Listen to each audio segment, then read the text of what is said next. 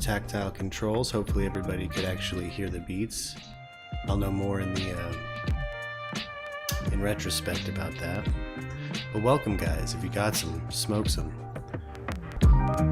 Beats by me from my sampler today, by the way. Got DBZ samples. I love a day, I sank their battleship and their whales.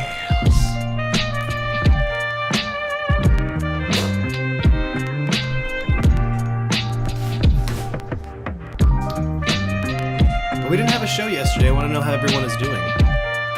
I want to know how your day is. I want to know how things are going.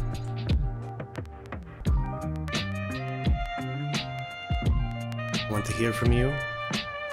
Literally all I've done is make what feels like infinite beats, bottomless beats. What up, Chief? Can you hear me, brother?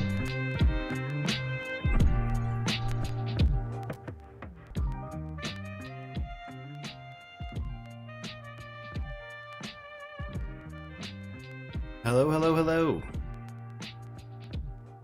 Oh, there we go. Hello, Chief. How you doing? I'm good, man. How are you? Oh, pretty good, man. Hell yeah. Fucking got some beats rolling. Were the beats audible? Did anybody check out the top of the show? I heard it for a little bit. I do know that they existed. Okay, but good. I didn't hear much. Okay, good. Finally got a setup with some beats. Hey, what up? In the chat. Did you guys see, it just happened live, the Ahmaud Arbery verdicts? No. For all these fucking, hold up, for all these goddamn militaristic ass white dudes that thought they could fucking kill this dude. Hold up. Hold up. Wait a minute. Let's get back here. Let's go into that. Where is it at? So that should happen pretty recently, like an hour ago. Have you on standby as we listen to this right here? Maybe I did see something in the Discord message then if it was that long. Live. Yeah. Let's listen in right here as the verdict will be talked about. I think. Person, I understand you have reached a verdict as to each defendant. We have. Please hand your verdict forms to the sheriff.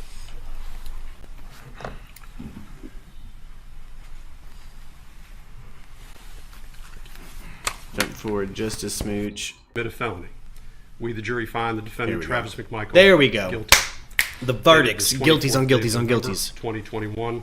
Signed G's on by- G's on G's. G's on G's Good. on G's. Boy, it's good news. It is. It's very good. Thank goodness. Yeah. As to Gregory McMichael. In the Superior Court of Glenn County, the state of Georgia versus Greg McMichael. Case number CR20000433. Jury verdict form. Count 1, malice murder. We, the jury, find the defendant Greg McMichael malice murder. We, the jury, find the defendant Greg McMichael not guilty. Count 2, felony murder.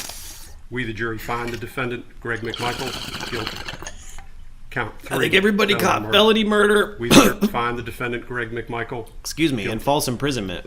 Count 4, felony murder. We, Which is the good, jury, that's find fucking the what defendant happened. Greg McMichael You know what I mean? guilty. Count 5, felony murder. We, the jury, find the defendant Greg McMichael guilty. Count 6, aggravated assault. We, the jury, find the defendant Greg McMichael guilty. Count 7, aggravated assault. We, the jury, find the defendant Greg McMichael guilty. Count 8. Hey, what false up, Steve imprisonment. from Texas? We, the jury, find the defendant Greg McMichael guilty. Count 9. Criminal And attempt straight up to Lord commit a footage. felony. Yes, this is good We, the fucking jury, news find the today. We are defendant Greg McMichael fucking guilty. I'm glad they got This found 24th guilty. day of November, We 2021. we all needed this one. Bad. As to William R. Bryan. In the Superior Court of Glenn County, State of Georgia. State of Georgia versus William R. Bryan. Case number CR20000433. Jury verdict form. Count 1, malice murder. We, the jury, find the defendant William R. Bryan not guilty. Count 2, felony murder. We, the jury, find the defendant William R. Bryan not guilty. I think malice murder is the only Count thing anybody 3, got in felony not murder. guilty on. We, if the I jury, recall. find the defendant William R. Bryan guilty. Count 4, felony murder. What is malicious We, the murder jury, versus find the felony defendant murder? William R. Bryan. They kind of defined it during those closing Count arguments 5, in a good way, in my felony opinion. murder. Like, I think it has to We, do the with jury, like, find the defendant William R. Bryan. were they swept up in a group Count mentality, 6, or was it like with aggravated assault. malice and We, the jury, forethought? find the defendant William R. Bryan. And so not it's like, I think you can still get felony murder if it's like in the Count moment 7, functionally second aggravated degree. assault. We, the jury, But find the defendant the way they've William stacked R. Bryan these, it's guilty. they're gonna be in jail. Count 8, false imprisonment. We, the jury, find the defendant William R. Bryan guilty. Count 9, criminal attempt to commit a felony. We, the jury, find the defendant William R. Bryan guilty. Signed this 24th day of November by the foreperson. Go ahead, MC. Court having read the verdicts and accepted the verdicts. Anything from What the a harvest season, you know what I'm saying? Like, I'm glad this one turned out the way it did. If you're committing a felony when you murder, Please it's ask the jury felony be murder. pulled. Oh, got you, Steve. Okay. Thank you, Steve. All right, ladies and gentlemen, I'm going to ask each of you individually a set of 2 questions with respect to the verdicts that I have just read. If you could please respond when you hear your juror number. Juror number 1, you have heard the verdicts read. Were these your verdicts then, and are these your verdicts now?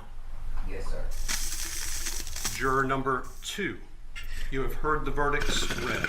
Were these your verdicts then, and are these your verdicts now? What up, Debbie? I think I can't. Okay. We finally got some guilty verdicts on some Juror racist number fucking 3. assholes. You have heard the verdicts read. So- Were these your verdicts then, and are these your verdicts now? Yes. Juror number 4, you have heard the verdicts read. Were these your verdicts then, and are these your I verdicts think you're right, now? Steve, about that, by the way. Juror number 5, you Which have they heard were the committing verdicts multiple read. felonies Were when these they your committed verdicts murder, then, like the and are false these your imprisonment, verdicts stuff now? like that. I think they proved all that first and then Juror tagged number them with the 7. murder after they have set heard the the verdicts stage. read. Does that make sense? Were these your verdicts then, and are these your verdicts now? Because that's what happened. They fucking cornered Juror the number kid. 8, you have heard He was the just out there verdicts working read. on beats in his Were head. these And your I, verdicts then, And are these your verdicts? I had to kind of now? watch these verdicts earlier by just Lux and I got a little Number 9. emotional. I've been heated about this one. The verdicts read. Were these your verdicts then? And are these Kind of your understand what verdicts now? Ahmaud was going through in his head. He was Juror just number 10. writing rhymes, The man. verdicts read. Were these your verdicts then? And are these your verdicts now? Yes, Your Honor. Juror number 11. You have heard the verdicts read. Were these your verdicts then? And are these your verdicts now? Yes, Your Honor. Juror number 12. You have heard the verdicts read. Were these your verdicts then? And are these your verdicts now? Yes, Your Honor. And juror 16. You have heard the verdicts read. Were these your verdicts then? And are these your verdicts now? Yes, sir. The jury has been polled. Anything further from the defense? From Greg McMichael? No, Your Honor. From Mr. Bryan? No, Your Honor. All right. Ladies and gentlemen, what that means with the court having accepted your verdict is that your role in this case is now at an end. What we're going to do today is I'm going to have all of you. But that's basically the word, man. Those were the verdicts. We have the judge speaking to the jury after the fact. We had the defense ask that each juror that the judge confirm each juror agrees with the verdicts that were read today, and they all did. And we got a little bit of justice in this fucking kind of a shit show of a month for American law, in my opinion. How's everyone else feeling, man? Anybody else feeling like hopping in chat? And how's everyone doing today? Not too bad, man. Just hanging out. Hell yeah. I'm fucking Happy as shit. Everybody ready for Thanksgiving or whatever the celebratory cause is? I'm sure somebody doing something. I know all the kids are out. I know my son's on that week-long vacation. Oh, yeah. So, it's on like Donkey Kong, man. I think Lux and I are going to do some food. I'm going to cook something, you know. Go hammer. Hell yeah. Yeah. And working on right now what I feel like is probably one of the most like worthwhile chunks of fucking beats and like back end learning I've ever done as a music producer. Like I'm trying to get really good with the SP404, like an older one. So it's like going, you know, it's like going crazy. Shit show works well as an acronym. Oh yeah, Graph. Free gifts today to claim on Neverwinter? Oh shit, I might just have to get on some Neverwinter then. I think you're onto something there. That sounds like a hella good idea.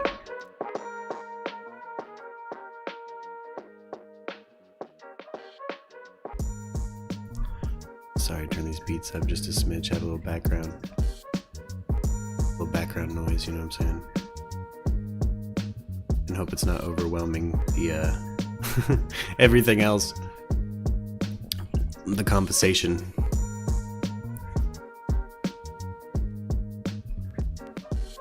But I'm learning the SP404. I want to do an entire like rap mixtape where I've built all the beats on the SP404. So I've got like this limit, you know what I mean? And you know, I just need rappers. I just need rappers now. I don't know. This endeavor as a YouTube channel is the first time I've ever like put my voice, recorded my voice in like over 12 years. So I don't know about me rapping on it. I'd rather just get rappers who fucks with it. But man, I've been noticing protests, but I haven't seen riots. It seems like Wisconsin is still intact after the Kyle Rittenhouse verdict. Did you guys hear about him going on Tucker Carlson and now he's going to Mar-a-Lago?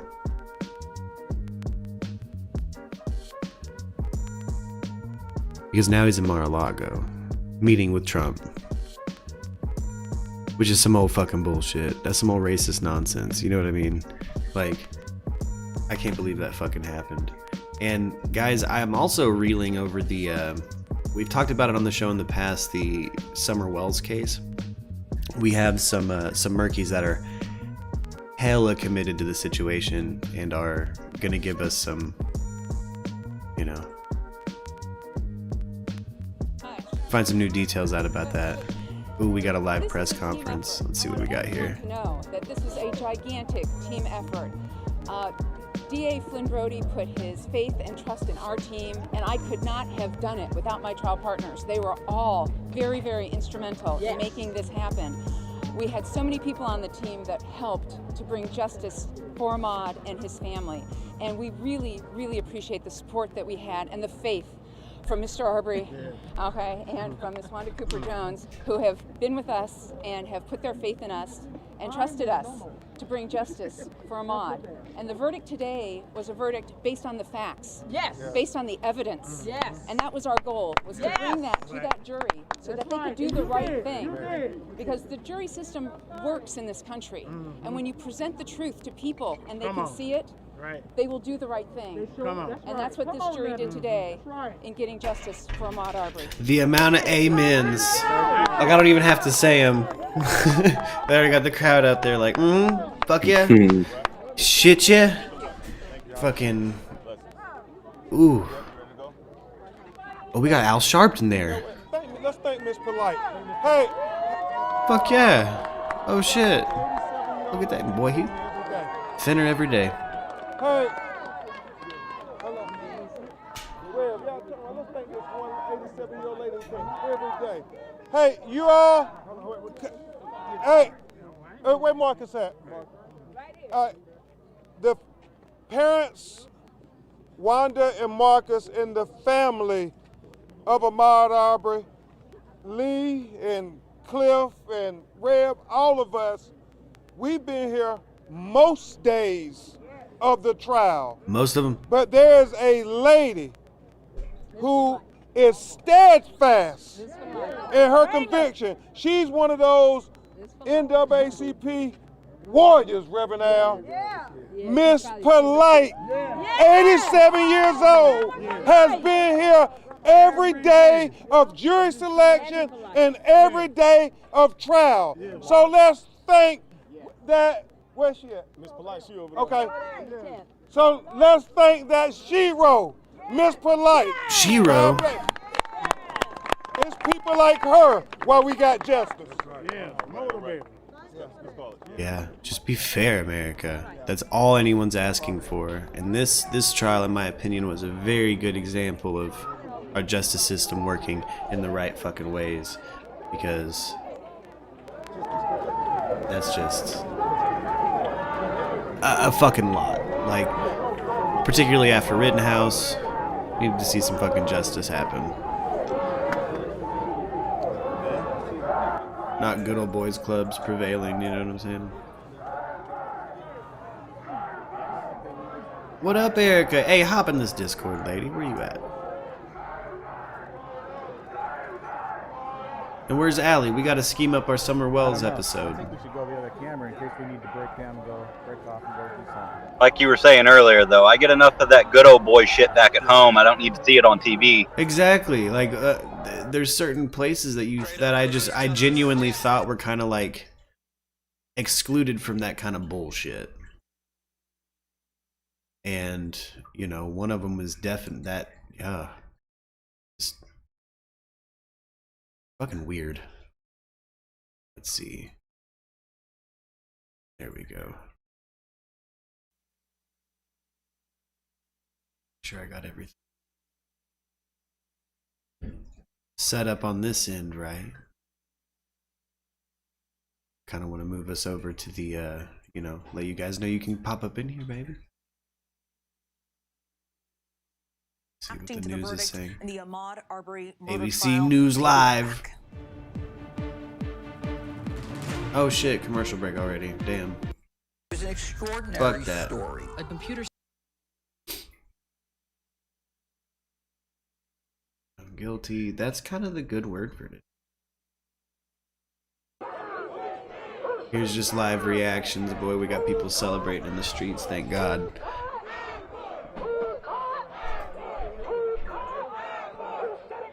It's sad, bro. This makes me sad. I can't get over the thought of him. I kind of Like got... the fact that there are people celebrating in the streets that the right thing happened makes me sad. Yeah. The fact that it's at that level of disillusionment toward our infrastructure. You know what I mean? And the fact that the infrastructure has proven itself to be dangerous for our health a lot. You know? Like, I know exactly what you mean. I can't get over, again, the detail of this. Ahmaud was just a creative. He was just out minding his own fucking business, working on rhymes in his head. I know I've been working on music in my head and wandered through some fucking buildings that were being built, some construction sites and shit, just wandering and working on shit in my head. Like, I'm not hurting anybody. Nobody ever treated me like I was hurting anybody. And the fact that he was is that's the part that gets me every time. When I see his face, I get mad, I got sad. You know, I was happy that they were found guilty, but boy, did that this one guy, I just kind of had to just watch it alone earlier. Like, it was a lot. And yeah, the feeling of, because I don't know, in my mind, that's a creative. Not even, he's just a creative person who was walking around, man. Like, that's gone now. He can't fucking do that anymore. It's bullshit. What up, Erica? There she is. Good afternoon, good sir. What up? How are you feeling? I'm good. How are you? Pretty good. A little bit of a runny nose. Been a little bit having some allergy issues, but it's just because my allergy medication, I have to like swap between two now. Oh yeah. Are you hitting that tolerance? Yep, my body starts adapting to shit, and then it just I have working. to change like every 6 months or so. Yeah, and see, it used to be like that. From now, it's kind of gotten, slower. Yeah, my red inhaler is not really working, so I wonder if you're supposed to switch them out. Yeah. We have to deal with dramatic things. It's important to have catharsis. Oh, word, special guest. Yeah. Paybacks. Yeah. What do you think about the verdicts, Erica? Specifically, Kyle pissed off. Oh, well, not Kyle. I'm talking about today with the Ahmaud Arbery trial. I mean, they were all guilty. Yeah, they were all found guilty. The jury said so. They're guilty, and it's celebration in the motherfucking street. Oh my god, that's yeah. I mean, is that the? Yeah, I know who that is. Yeah. Hold on 1 second. Children. I just feel bad that I feel excited over it. You know what I mean? I did for a moment, and then realized that I'm feeling a rainbow of emotions. Again, mostly I'm happy because we got justice for it. Again, in my mind, this is above all other things. Like, he's a fucking creative to me. Like, Ahmaud was somebody working on fucking raps, walking around, minding his own fucking business. And like, it's okay to be happy that the people that fucked that up for us and for his family, for all of us, like, it's okay to celebrate the fact that these pieces of shit celebrating that, totally cool with. It's just like, I feel like we should just expect it to be that way, not with all the recent failings. Oh yeah, with like what Chief is saying, how it's sad that we have to celebrate. We feel like we have to. The fact that it feels like an act of God to actually get justice for somebody. Consequences Wednesday. Yeah. The fact that, the fact that we can actually get justice for the unlawful death of a black man in this country is fucking, for the murder is I get what you guys are saying. Like, it is horrible. It's horrible that we have to that we have to celebrate and feel like it's special. What up, John B? How you doing? Hey, John. John? Hello? There he is. What's happening? Hey, just want to make 2 statements and I'll be on my merry little way. Well, 3 statements. Number 1, I'm still 93 miles from my man cave, heading back this afternoon. Right on. 2, I don't know how you pronounce it exactly. I'm going to say Berkman on here. Yeah. Anyway, another gentleman on here. I want to humbly apologize because when you write things, sometimes you can't read the inflection that I meant it in. Okay. So if I tell you something like, I go, no, silly. Okay. That's what I mean. But when you read it, you just say, no, silly. Call me silly motherfucker. So want to clear that up. Okay. I was asking where the information about the guy driving into the crowd was located. And this guy said, oh, it's over there. And I said, well, thank you. And he goes, I don't know how much you want to thank me. It's bad news. And I'm like, no, not for the news, silly. For where it's at. Okay. Telling me where to go on the Discord. Oh, yeah. So anyway, we cleared it up. And then I made a little faux pas because I was saying that it was like family here. Okay. And to which Erica or Allie, I can't remember who, said, yeah, we're like hanging out with your cousins. And I said, hey, nothing says loving like kissing your cousin, which was Al Bundy. And and then I might have said, my daddy married his sister, but it didn't affect me. And I had no regard for what was around what I had said. Okay. So looking around those lines where I wrote that stuff, I realized, oh shit, everybody was talking about summer and everything. Okay. And that's a downer of a case. I get it. But I didn't even know where I wrote. I just write shit. I just say it. I just throw it out there. And then I said, ooh, sorry. And it was brought to my attention that this particular line of talking was serious. Okay. And so I came in with that stupidity. So I want to apologize for that. Oh, that's all. Yeah. Hey, it's cool of you to, I'm not sure the conversation you were having, but yeah, if the candor was serious, you pop in with a joke and it didn't float, and it's cool of you to apologize. Yeah. It was fine, John. It floated. Nobody took it anyway. I didn't know. Yeah. Oh, the guy did say something to me, like this is a serious topic and we don't want to talk about, sex jokes. And I just was like, yeah, well, if the other person had mentioned that we were like family and mentioned cousins, none of that would have popped into my head, the Al Bundy. Yeah, that was me. Anyways, yeah. So I realized. So if they don't like it. I realized where we were, and I didn't realize until it was brought to my attention. I was like, oh shit, every other line here is about, oh, this guy Don, and I think this and I think that. I'm like, oh shit.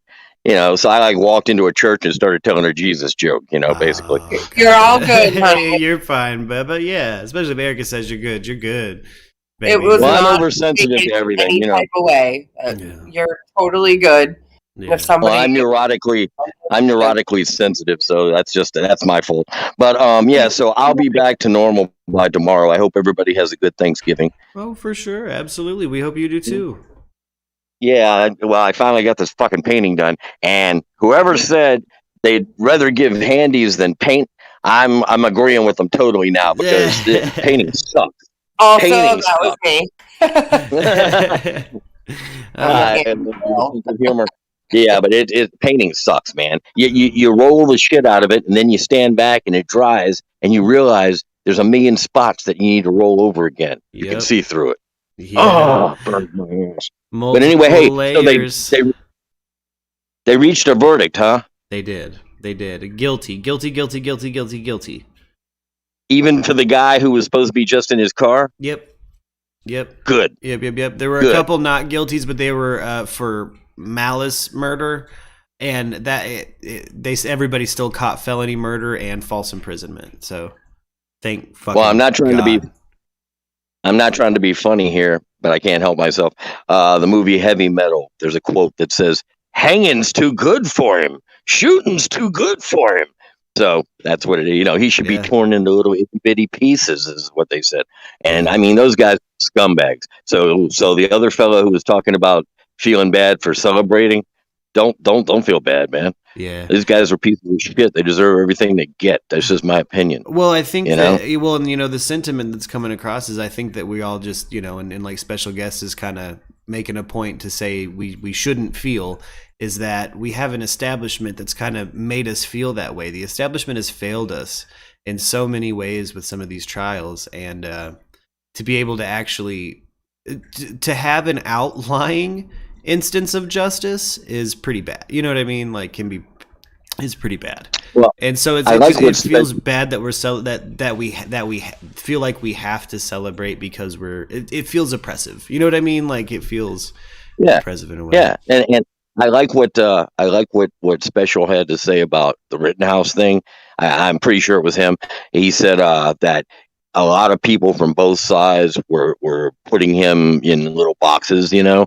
I get that, but I also heard the report the other day that I sent over the thing for the link, that there's actually some right-wing senators or congressmen wanting to hire Rittenhouse as an intern. Okay, so he's parlaying this thing into some fucking serious money, and he wants to sue Biden. Okay, I don't care for Biden that much, but he wants to sue Biden for defamation of his character when he had said something during one of his press conferences about that he thought that was wrong. Yeah. Okay, so now he wants to go back and sue him. I don't agree with that either. But I mean, like I said, I'm not a I'm a tree hugging hippie, but I'm willing to see the light. If just because a guy's a Democrat doesn't mean I automatically like him. Well, so, that's why I've made sure to express that my personal opinions as a free American citizen with free speech is that he's a piece of shit and shouldn't have been there. And you know what I mean? Like, there's a whole bunch of Oh, no doubt, man. And but I did think it was funny how I can't stand that little bow tie wearing motherfucker, Carlson. And he was interviewing him, and he said, "Well, I support BLM." And Tucker's like, "Don't." But anyway, all right, I'm out of here, guys. Carry on. Have a good night, and I'll see you guys when you're back on. If I don't see you before tomorrow, enjoy your turkey. Hey, for sure. I think I'm gonna do, I don't know, probably something beef. I don't think I can I don't want to do a turkey. Fuck that. I'm in a small ass apartment. I don't have the space to do a turkey. Right. I hear you. Hey, they're doing 7 at my place, but the guy's a real chef, so it ought to be pretty awesome. Yeah. So listen, I love you guys, and thanks for being there for me always. Catch you later. Yeah, for sure. You take it easy, man. Special guest. That you see. Here's my issue. It depends on, I don't know the specific quote that Biden said, but we are right after a president that said whatever the fuck he wanted under free speech. So, no, I think if Biden said specifically, like, my opinion is that he's fucking Before I take off, no, what he said was something to the effect of, I paraphrase, but he said something to the effect of, he's giving a speech, the shit was going down, I think the trial or whatever, and he's like, well, people just can't take the law into their own hands, and I find that disturbing. That's all. That's all he said. So anyway. Yeah, after the president that was grabbing pussies, I think we're good. I think he should be. I don't think there's anything wrong with Biden voicing his opinion. We were cool with it when Trump did it. I know people who were probably in the chat right now that were like, he deserves to have his fucking right to speech. So, you know what I mean? Like, I apply it to him too. That case is not going to make Rittenhouse any money, man. Come on. Yeah. That case isn't going to go anywhere. I'm sorry. Okay, catch you later. Later. Well, special guest is not unlawful. He's not in the fucking courtroom. Same with Trump when he was commenting on active court cases and all the liberals threw a fit. And everybody said that he deserved his freedom of speech. Same shit. I mean, we're just post a president that was grabbing pussies, dude. Like, what up, Arianthe? Hop up in here, lady. Yeah, that was well, good. I'm glad. Hopefully, any static that was going on is resolved. If not, I know you admins will promptly do so. Turn some of my beats back up again. I got a whole bank of beats now on the SP404. I've basically figured out how to use it how I want now. I've spent an Alexander Hamilton amount of time on this old SP404, kind of working on a special couple of projects, one of them being a rap mixtape, one of them being a shout out where I use samples that were on the thing when I got it because it's hella used for the old band that it belonged to. And I thought that would be hopefully sweet. I know there's members of that band that probably aren't my biggest fan right now, but I love them and never have stopped, even if they were mean to me. Oh, I think John's on the road. He's hopefully getting back to that man cave area, Anthony. You see, John's, 93 miles away from his man cave right now? But he had a whole bunch of financial stress solved and all of that, and that's fucking a lot of my prayers answered for sure. So I'm glad things are working out. Oh, I'm sorry, Anthony. Oh. But has the Discord been going smooth? I'm trying to be in it more. I did knock out these beats, but I'm back. I tried to make beats in it, but it kept fucking cutting out as I was working, which is weird.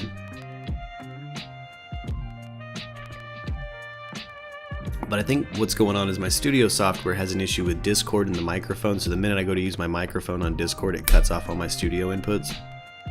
So I'm finding clever workarounds. I need, you know,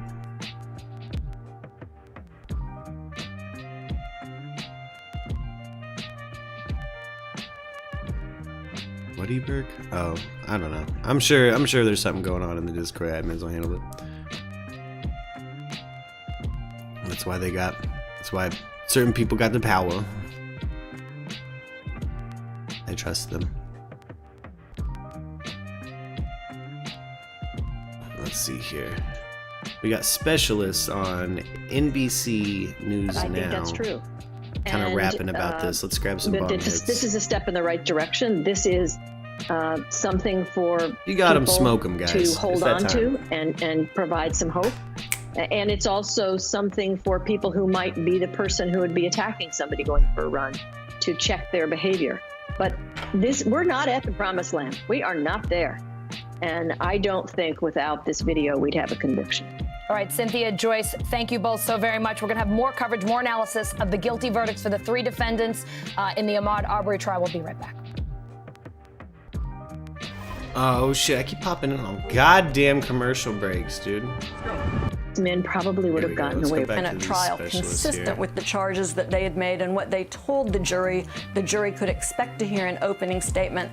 That's a powerful experience for a jury when prosecutors make good on their promises and are able in closing argument to say, here's what we promised you in opening statement, and here's what the evidence in this case proves beyond a reasonable doubt.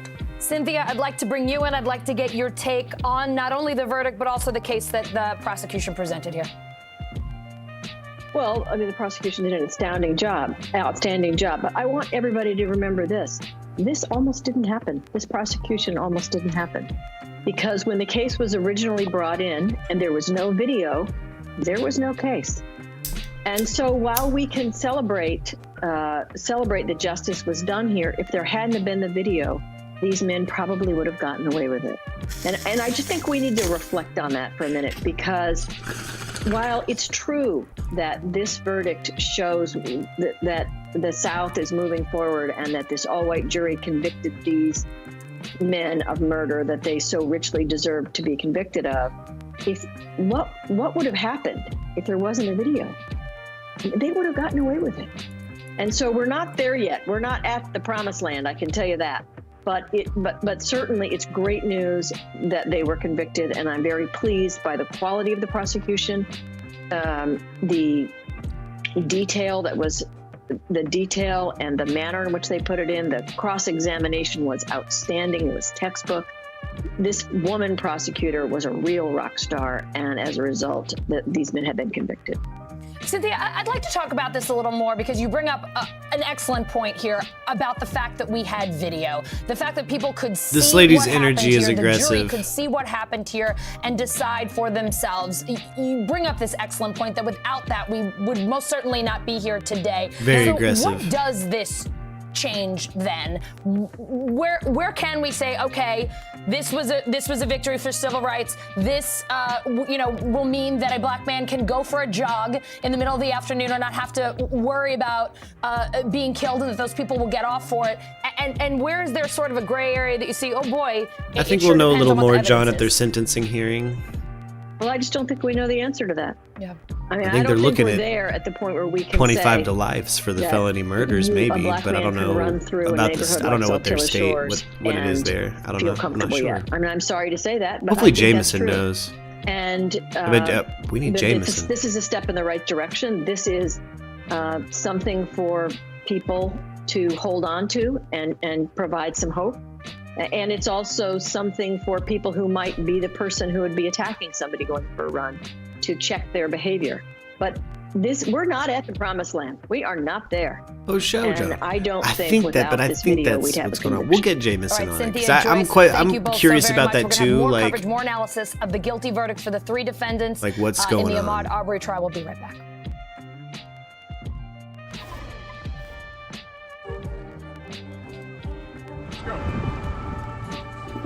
oh damn, it could be your area, John. YouTube's also just been hoish today. Hoish. YouTube has been hoish. Genuinely, this is a motherfucking ad with probably copywritten music. Let's see if this episode gets motherfucking pulled. Because of that, right? Sure. Damn. Here we go. Yeah, YouTube's been kind of hoish lately. I don't know what the fuck the deal is. It won't let me keep my fucking music streams going, my lo-fi beat streams. So I don't know. I don't know. Who knows? I'm sure it'll go away. It could be that I'm, appear as though I don't know, as though I'm liberal and cover liberal content, so I get more of like problems than some people do. I do choose to do politically divisive content, so I don't know.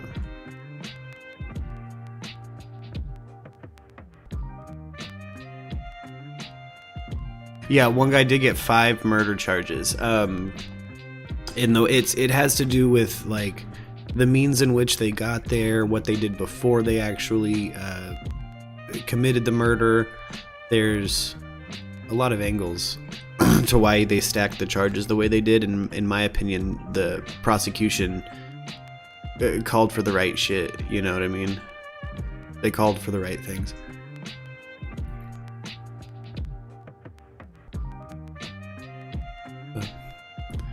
We'll see what the fuck happens. I really hope we get more good news. Welcome back, Erica.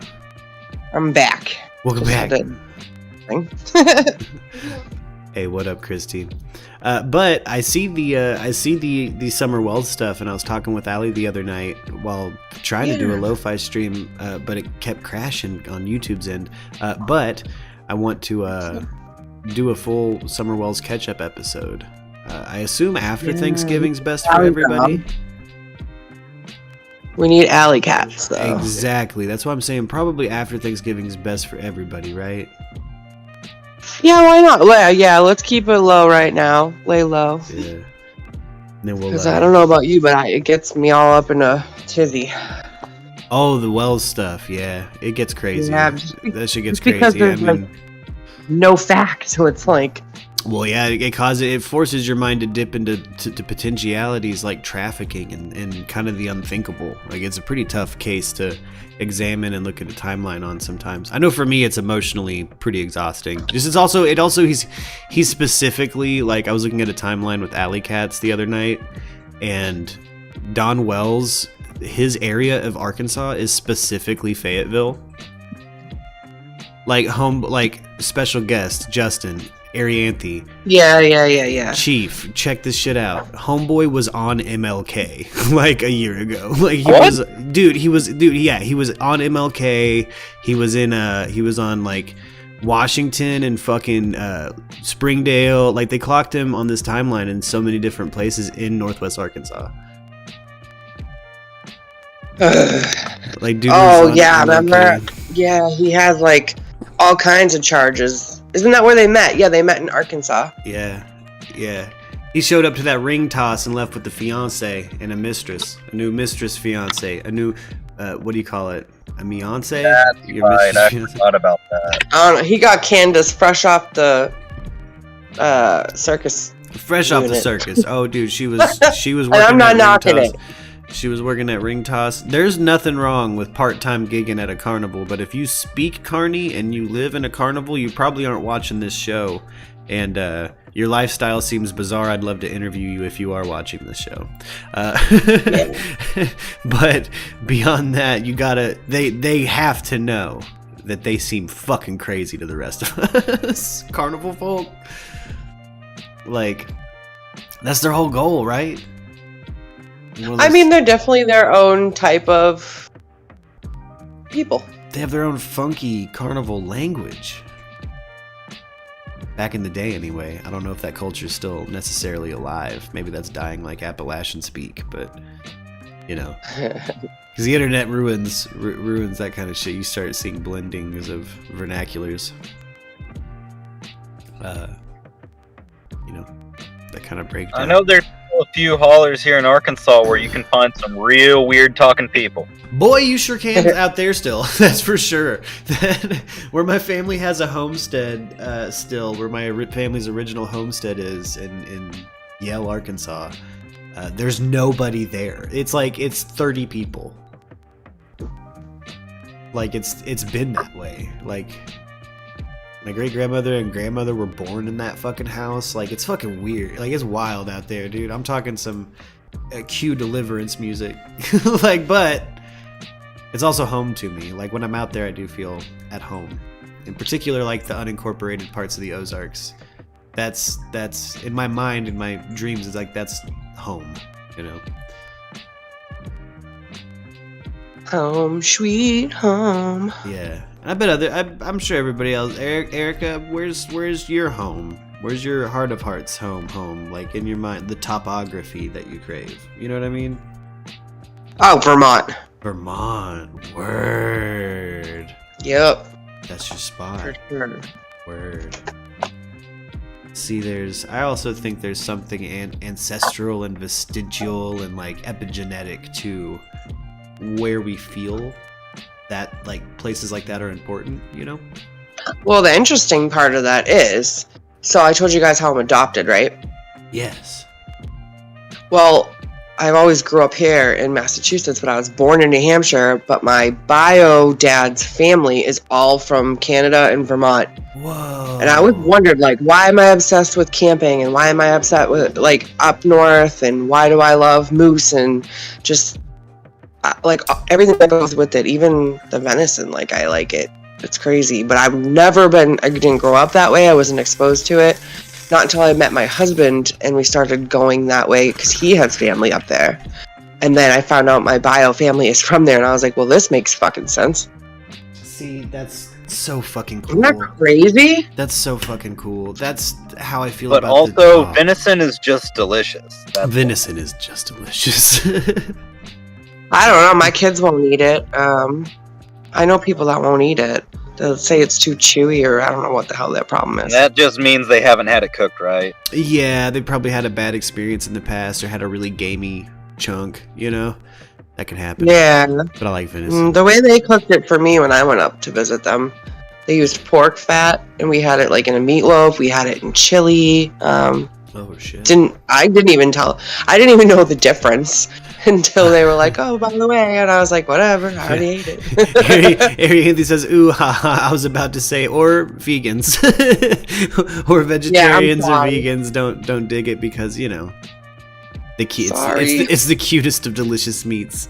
Oh, Jameson says very busy at the moment, so apologies, John.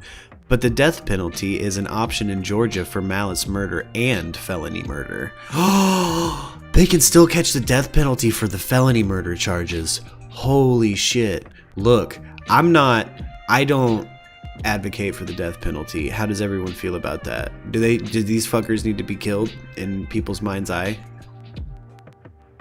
So I don't advocate for it in any situation, unfortunately. I just don't. I don't either. I don't like it. Yeah, I'm not opposed to people who are okay with it. I've definitely met people who have been wrong to the degree that they feel that's necessary, and I would never take that emotion away from them. But I don't advocate for the death penalty, and it's just same as you, Erica. So interested in the chat if anybody feels like these people deserve death. Have you been wrong to the point you feel somebody else has deserved death? Let me know. Yeah, like if someone believes in the death penalty, I'm not like, oh my god, how could you? Because I could see why someone would feel that way. Exactly. It's one of those understandable things. Like I would never have beef with somebody for feeling that way because I don't know what you've been through. You know, like I feel very fortunate when I hear other people's stories sometimes, and I've had other people say they feel fortunate when they hear my story. So it's all about degree and the scale and your own perception of things, and you know, justice is... Hey, Arianthe, real quick in the chat. To my defense, like I said, I didn't know what it was until after I ate it. Then they told me. So Word. I also kissed the faces of baby animals. Look. Hey, don't be mad at me. Look, we didn't invent the dish though. I'm glad it was snuck on you. You couldn't help it. Someone did the same thing with me with calamari too, though. They were just like, "Oh, eat this fried dish," and I ate the whole damn thing. And then when I was done, they're like, "Yeah, that's octopus," and I was like, "Oh." Oh shit! But it was delicious. Yeah, I've prepared a bunch of calamari.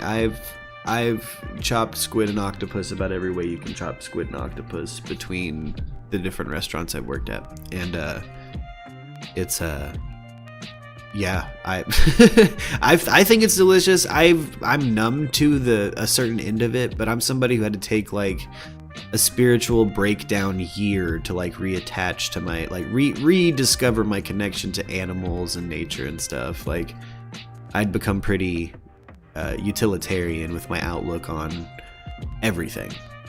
Like what purpose does this fucking dog serve? What purpose does that serve? If it doesn't serve a purpose in my biome, it needs to be removed. I mean, I eat eggs. Isn't that kind of technically baby chickens, but not really? I don't think they're fertilized, right? I don't know. I'm just trying to justify my way out of this. Yeah, I think they're refrigerated before they're... I don't know. I eat eggs, but I've gone vegetarian and vegan before because of health reasons. I've also done the carnivore diet, so I've tried a little bit of every fucking crazy extreme diet, and... Ew, Arianthe. Gross. Yeah, it's basically chicken periods. Yeah, they're just dropping their unfertilized eggs. Yeah. Danny Drew says they will suffer more in prison at their age if the prison population don't take them out. Death sentence appeals go on for years anyway. That is so true. They sit on death row for a minute. I wonder why that is. I think just to give them the chance at appeal and stuff like that. Like, so if there is anything that changes or if the law changed, like I've always liked that. Sometimes it's excessive though. Like 20 years on death row is a hell of a long time. Yeah, just give them fucking life. Because they're not just... Like, now they're in the worst of the worst situations on death row. Like, they're sitting with some pretty rough cats. You know what I mean? Like, you get to take your time if you do take it with other people, with some pretty sketchy fucking people. Or you're just by your fucking self. So, like... I don't know. I think most of the time they're by themselves. Yeah, if you're like ADSEG or like a violent offender. That's why I wonder with them, because they've copped gun charges, and I've seen situations where there's like a pod of death rowers, but they're not like, they don't sleep in the same cells or anything, but they have like a limited rec time and lunch time or like meal like time. An hour or something crazy like that. Yeah.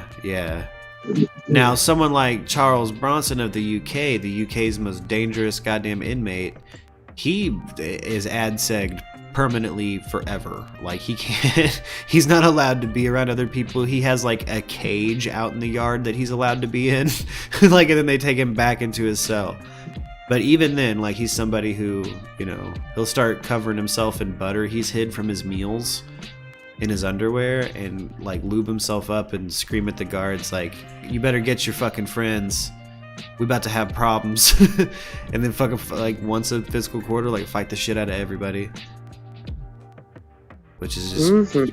Motherfuckers crazy. But so I mean, I think that, you know, these old fucks, they're gonna be, I hope they just sit and have to live in who they are now for the rest of their fucking life. Yep. Lyndall Lee DNA testing Arkansas. What's happening? Where do you see that? What's happening? Arianthe shared a link, and you better know I'm grabbing it. Hold up. Let's see what we got. Rack-a-lackin'. 4 years after the execution. Excuse me? Subscribe now? I don't fucking think so. I've reached my limit of free articles, Arianthe. Unfortunately, I am not a New York Times subscriber, and it won't let me read this. But thank you. For saying It looked like something that, like, they found they were innocent after they were put to death or whatever. Yeah. Yeah. I got a feeling it's something. Yeah. See, that's another reason I oppose the death penalty. What we got going on? Oh man, Tanny Drew, Whitey Bulger. Don't get me started on that fucker. He is so weird, dude. Like, he would help old ladies bring in their groceries and shit. Like, what? And then, then do the things he did. I'm like, I don't understand you. Whitey Bulger was a fucking that was a weird dude. that was a weird dude even for a fucking assassin. Like, that shit was. I know people that like knew him, and really, I mean, yeah, everyone's like, he was such a nice dude, and he would take care of you, and he would give you cash and do this and do that, and you know, obviously, like, run the whole, like, getting everybody jobs bullshit, and, like, everybody loved him. Everybody loved him. Alright, let's see here. What we got, Arianthe? Let's try this one. Bam. Sorry, I read a lot of news, Arianthe, so I'm probably, if it's like a subscription one, I probably don't have the subscription, and I'm maxed out this month, because I read a lot of news. Whoa. He was executed for murder 4 years ago. Now someone else's DNA has been found on the murder weapon. Mother fuck. Let's see here. Like in addition to, or no, like just his. Like, he's not he just didn't do it.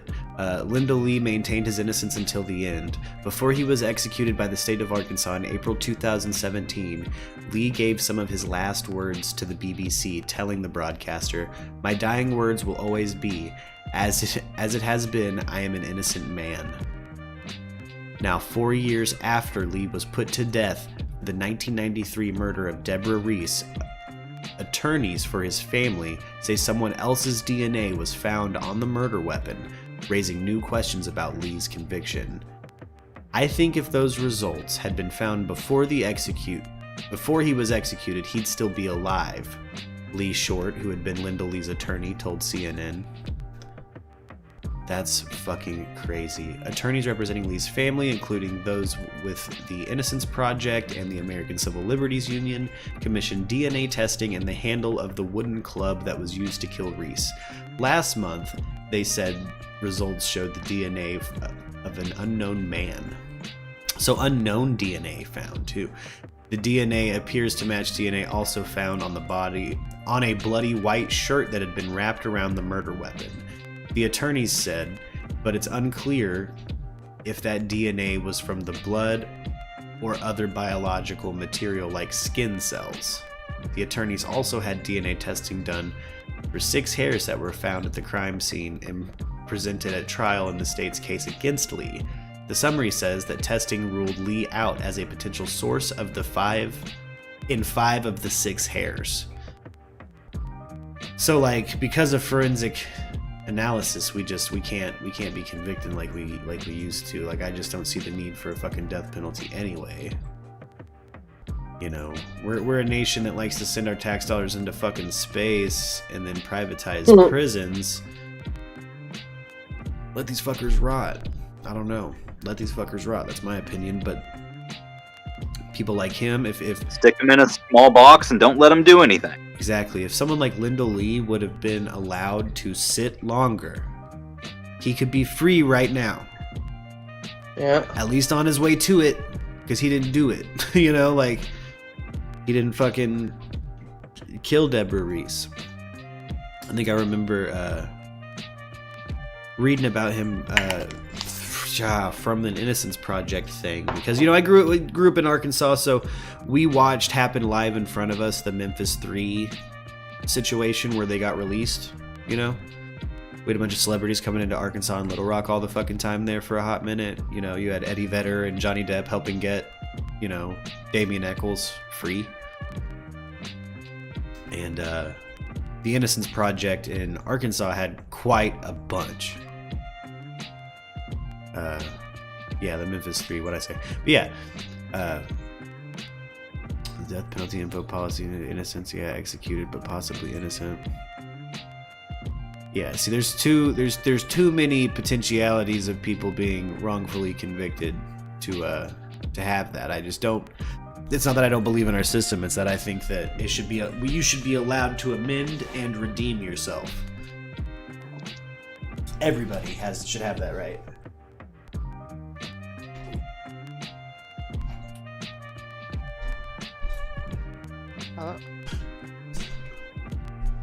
Hello? What's the point of freedom if you can't? So what? Our government can amend the things that need amending. And our, we can have a redemption arc for characters in fiction, but that's not allowed necessarily. Like, what's the point of fucking freedom if we don't have those two fundamental things? In my opinion, the right to amend the things of your past and to redeem yourself. Never act cruel or cowardly if you do make amends. That should be fucking allowed, accepted, and recognized in our country, because we're free people, and I don't understand why we would kill people so fucking fast.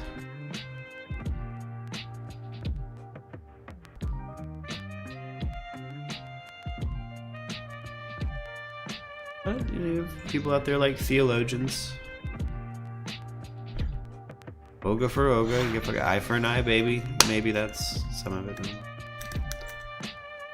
Emmett Till, need I say more? Exactly. Memphis 3, Emmett Till. Exactly, Arianthe. Our state in particular, we grew up watching examples of people being wrongfully convicted. We also have, in the state I'm from, a very racist town. And they'll convict a hippie for driving through there after sundown, dude. Like, they're a hippie. Like, they're not, it doesn't matter what you fucking color your skin is. They're just fucking crazy out there.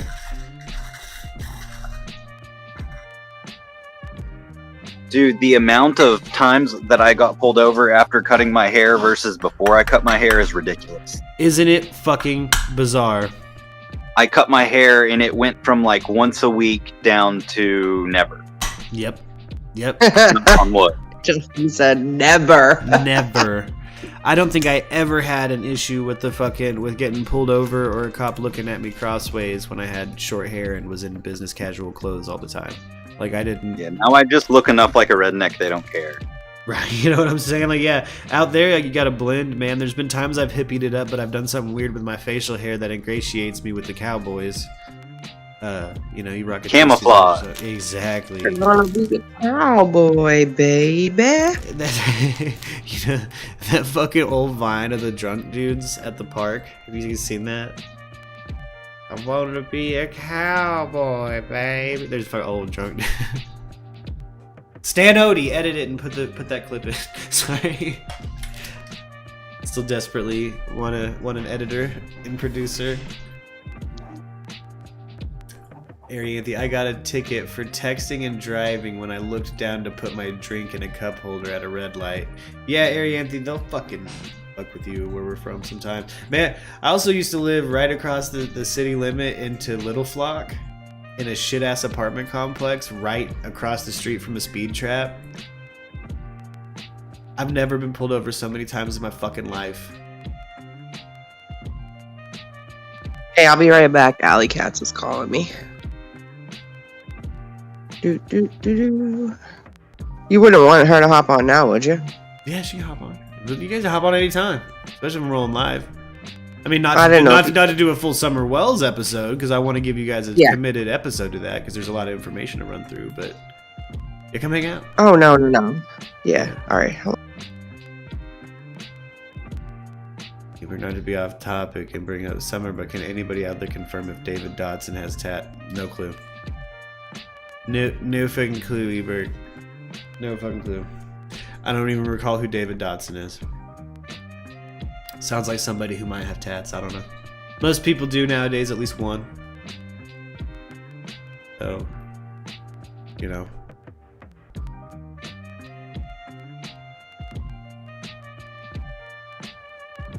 I both want more tattoos and don't want tattoos at the same time because I'm just duplicitous like that.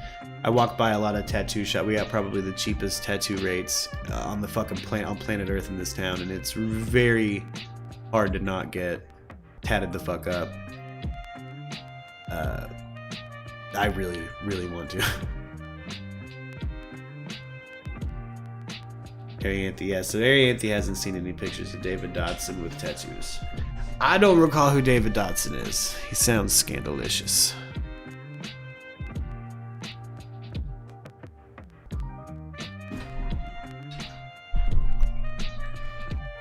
What is the opinion of the panel? Should Daryl Brooks be thrown under the jail?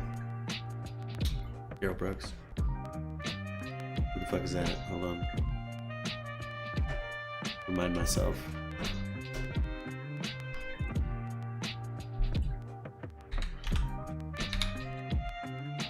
Oh yeah, from the Wisconsin driver.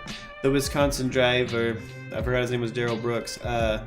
The wannabe rapper and dude who drove through a crowd. He killed, what's the number up to now? 6, and injured over 50. So, yeah. Danny Drew, I don't advocate for the death penalty, but I fucking like that guy. Hand in mouth, a fucking ass in jail. That's what I would sentence him to. Hand in mouth, put my hand in his mouth, and then sentence him to jail. I'm not even gonna lube my hand. And put it in his mouth.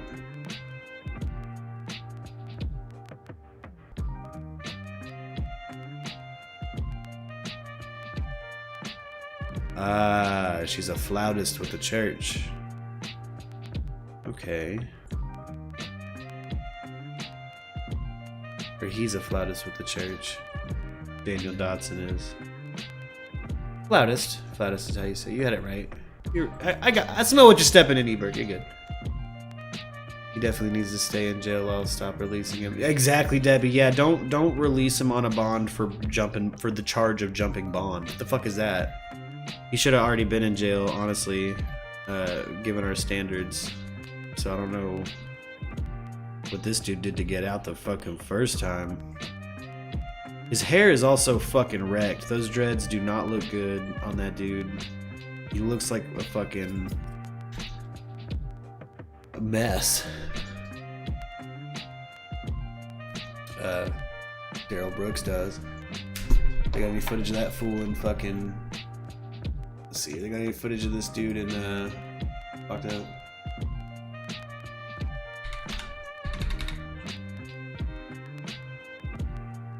Let's see if we got anything. Moment shows parade killings and the suspect is arrested. Let's see if we can see when they catch that shit on a doorbell cam. Yeah, they caught his arrest on a doorbell cam.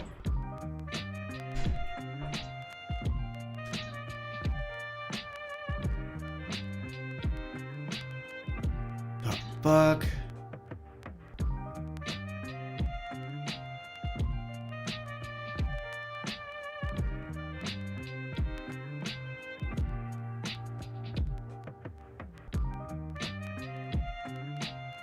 Help retrieving an Uber. Whoa, he was gonna try to Uber away from the crime scene? Is that what they're fucking saying?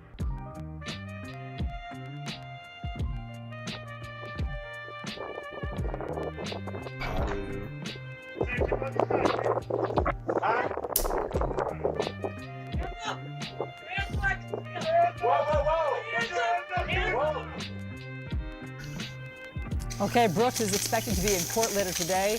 Waukesha police believe he had been involved in a domestic disturbance before he mowed down people, they say, at that parade. The 39-year-old was out on just $1,000 bail for a third incident earlier this month when he allegedly tried to run over a woman who says she is the mother of his child. CNN's Adrian Broadus is tracking developments from there for us. Adrian, so what is going to happen in this court hearing? In just a few hours, Brooks will be formally charged. According to the chief of police here in Waukesha, initially, Brooks is likely going to be charged with 5 counts of first-degree intentional homicide. Whoa. But this isn't the first time the 39-year-old man has been slapped with charges. In fact, he has an extensive criminal background dating back to the 1990s. Most recently, according to documents CNN obtained, he was involved in another domestic disturbance Baby daddy of the year, says Brenda Tron. That's hilarious. Brooks used his vehicle to run over a woman in the parking lot of a gas station. Now, according to this criminal complaint, the woman, who is only identified by initials, alleges she and Brooks share a child together. She says before Brooks ran her over with that vehicle, he hit her with a closed fist. Now, he was charged in that case, a number of charges surrounding that case, but prosecutors also charged him with bail jumping because he was already out on bail from another incident stemming from the summer of July 2020. And investigators say minutes before he drove down this stretch of Main Street, plowing into all the people who were here celebrating, people who were at the parade, he was involved in another domestic disturbance. Allison? Adrian, it just doesn't make sense. I mean, it doesn't make sense that he was out on such a low bail with that history that you have just defined. I know that you're continuing to look into it. Thank you very much for that reporting. Damn. That fucker's locked up, dude. I'm glad they caught that guy. Glad they caught him alive, honestly. Again, not really feeling the death or violence train today. I've probably sounded different on the show before, but I'm not feeling like advocating moving for the that justice kind of shit. ball in the right direction with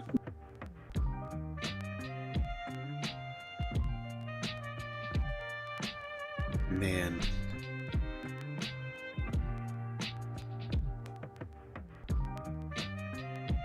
Could you just talk to us about what's ahead here? Sure. The federal civil rights trial is coming up in February. Now, it wouldn't shock me if they ended up continuing that trial date until this case could be wrapped up entirely with a sentencing proceeding. But we'll have to see whether that February trial date holds. But the charges in that case the February are very trial different. date holds. They're not all about the homicide. They're about civil rights violations and hate crimes that these 3 men committed. It's notable that these 3 men are facing up to life if convicted on all of the federal counts against them. And as we've discussed, Allison, some people may say, well, you can only confine a man for but 1 life, so what's the point in proceeding with the federal trial? The point is vindicating the rights that Ahmaud Arbery was deprived, his civil rights, his right to be free of prejudice perpetrated against him by these people, and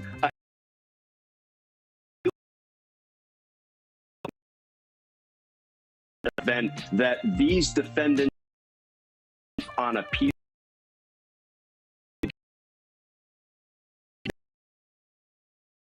against that appeal if they are convicted in the federal case. All right, Glenn, Bernarda, thank you so much for all of your analysis over the last 30 minutes. Really appreciate you both. We want to head back out to Brunswick, Georgia. Cal Perry is outside the courthouse for us. And Cal, I just got to ask, what's it like there right now? Sounds pretty.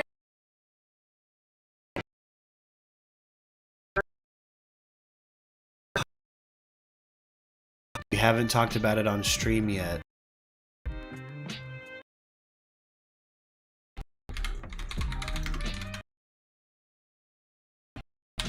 But let's go there. Brian Laundrie died by suicide, gunshot to the head. He shot himself in the head.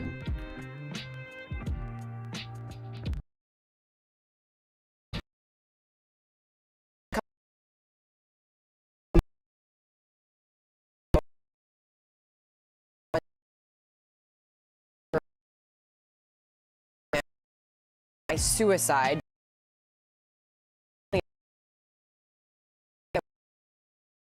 He died of a gunshot wound to the head, and the manner of death is suicide. Obviously, there are questions about whether or not he could no longer survive as long as he was on the run there, or whether this was a self-inflicted.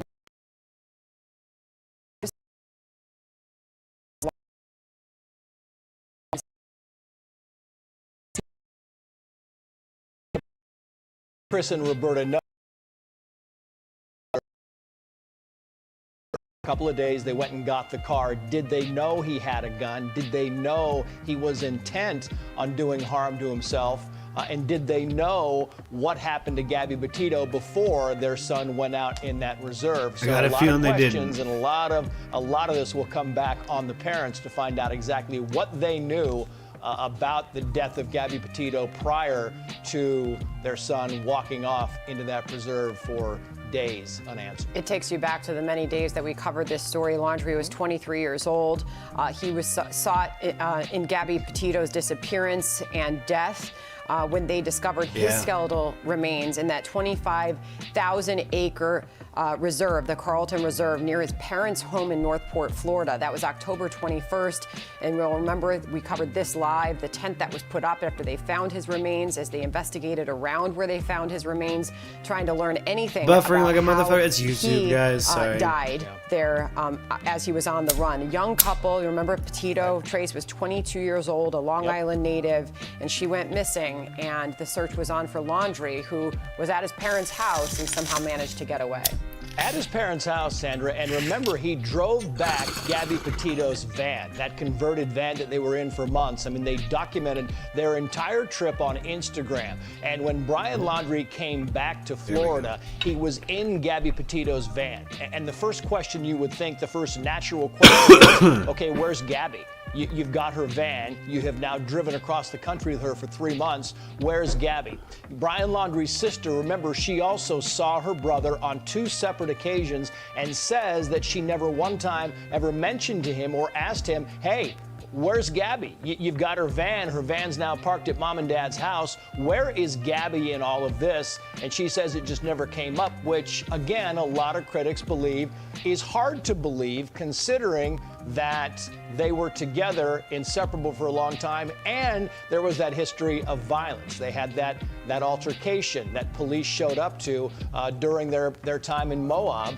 Out in the West, and Gabby Petito was clearly distraught after that encounter, and there was, there's some reasoning there that maybe these two, there were some kind of physical altercations that had been a bit of irregularity in their relationship over the years. Remember, high school sweethearts who became, boyfriend, girlfriend afterwards, and decided to make this through the West into a lot of the national parks, and in doing so,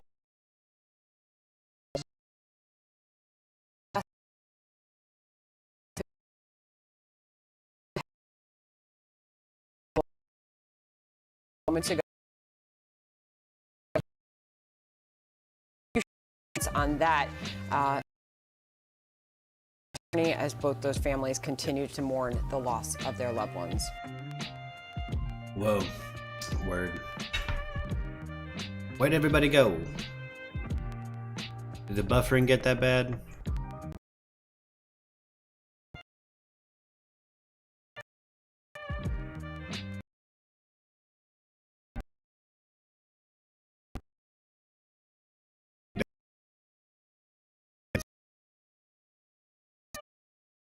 Here.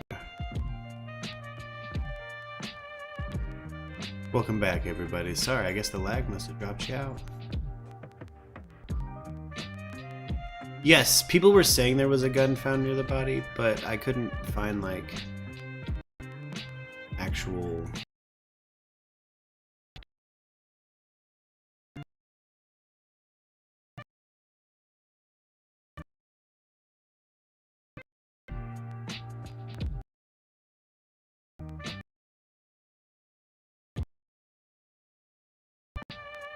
Maybe a little lag from all the,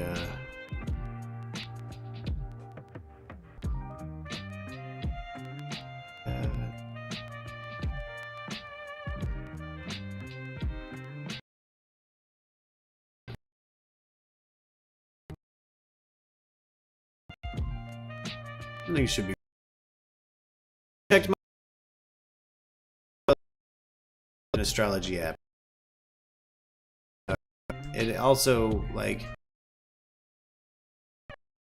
in some of that elements to things to your astrology chart, and it gave me a really good quote to give people as an icebreaker. Just fun. That's why I haven't replied.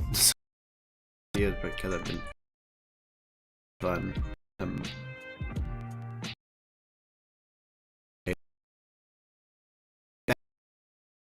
Present in the Discord.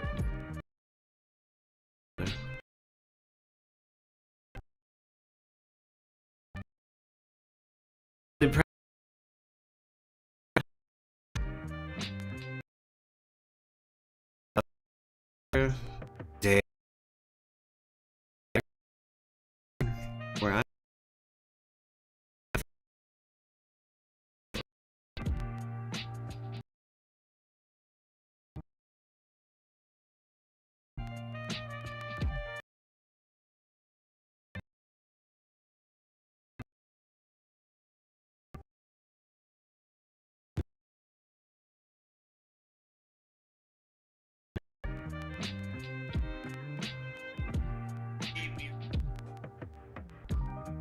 there we go.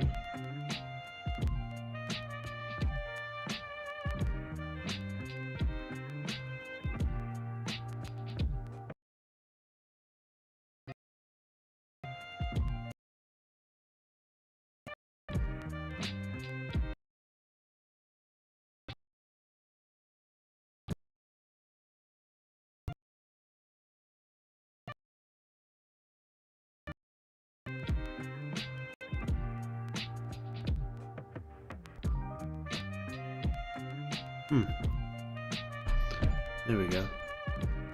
Or it was Big Follows fucking me up. Who knows? Could be anybody. We're also on Twitch if you guys want to hop on Twitch.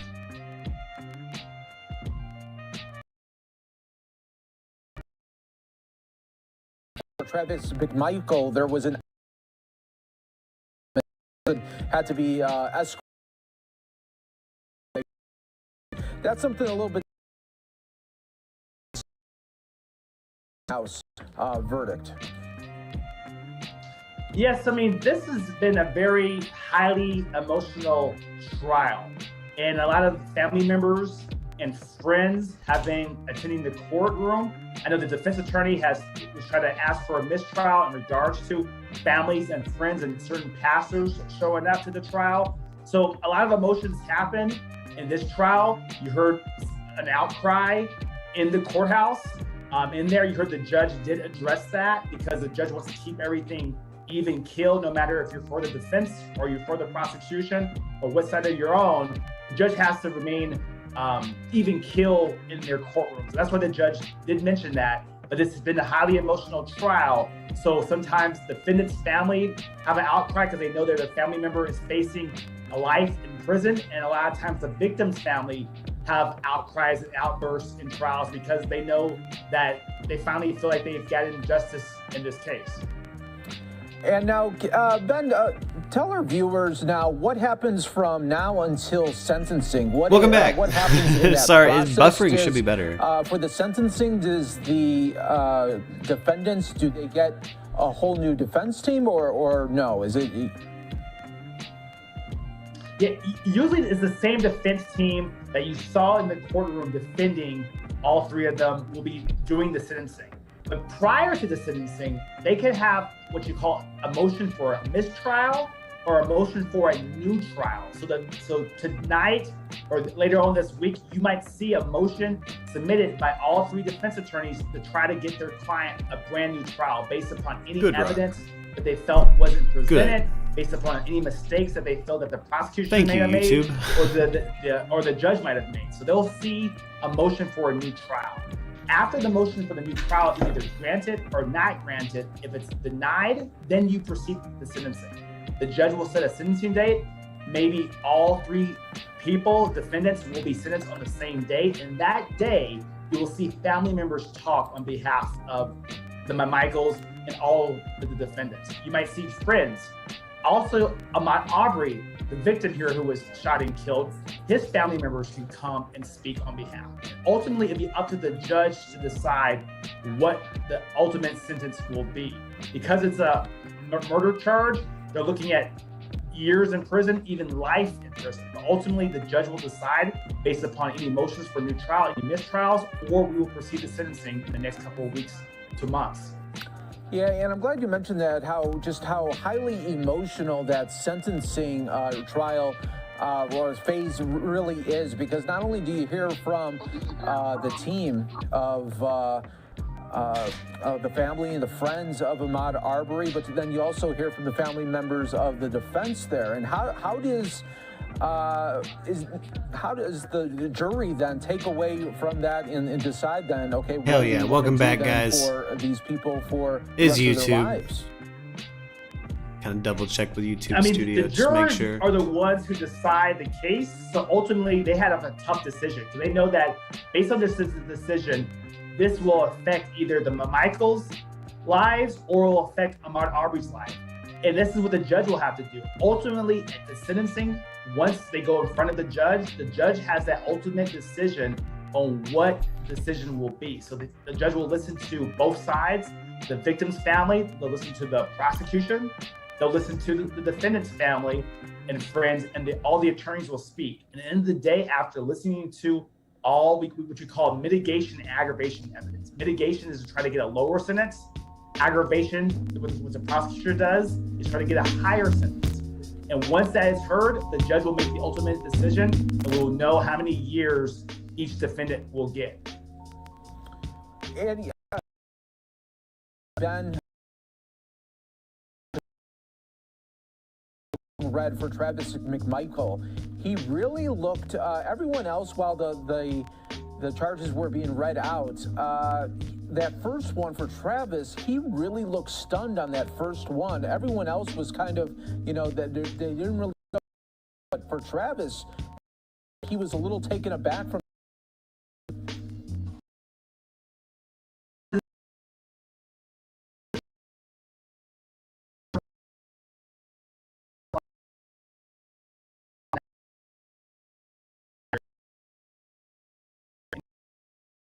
And no matter how much you prepare your client, the voice from the courtroom when it says guilty or not guilty can definitely affect your client. As we saw a couple weeks ago in the Rittenhouse case of not guilty, he was crying. Michael was shocked, it looked like.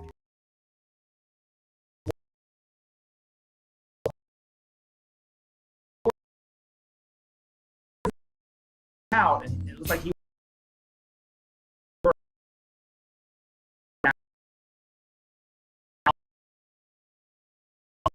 life in prison. So the words guilty is sinking into his head, and now his emotions did show in the courthouse. Yeah, and what is that process now for the defendants, where they are now taken away in handcuffs and now thinking about the rest of their lives could be potentially behind? When you're in the trial, if you Dressing or stuff.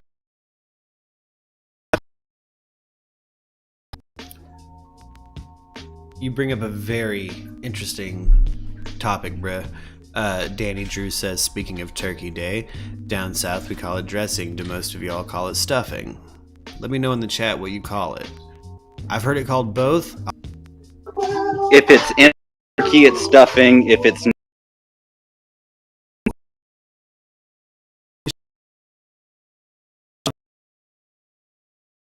probably how I've been doing it, but that's how it's.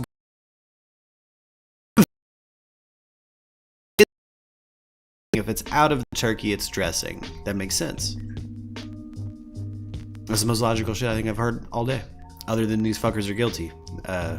Fuck yeah. Whoa. Okay.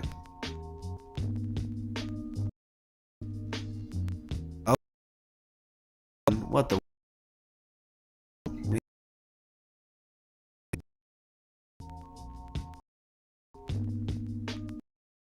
What it is. Let's see what can happen. Pissing off those.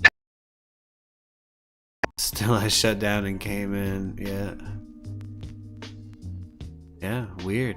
It must be the powers that be. It's too spicy of a topic, maybe. It allows you during the trial, but once I don't think I have its like ratio worse than my like. I think it's like.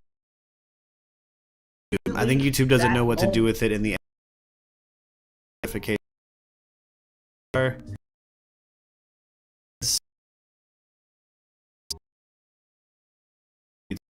To an ad break, and it's like I don't know what to do. But I have YouTube Premium, but I just checked the stream on my phone, and I can see it just fine. No buffering on this end, so hopefully that should fix.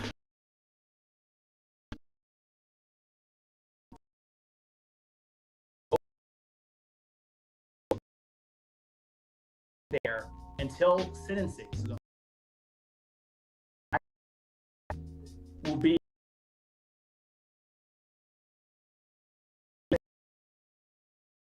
years down the line, and that's the only way they get out. Or else, if the judge sentences them to life in prison in the future, they are facing life in prison. Oh. And that is obviously a long time to think about everything, that have time to think about the case that was. Let's talk a little bit.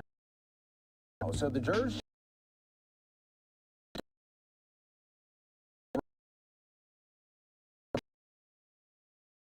Is there a potential for book deals? Trial, the jurors cannot talk to anybody about the case, not even their fellow jurors. They're supposed to remain silent. They can't talk to their family members, friends, no one. They can only talk about the case during deliberations. So they've been deliberating, talking about the case, and they can't talk to anybody. Once the verdict is reached, as the verdict was reached, now they're free to talk to whoever they want to. Go write a book deal.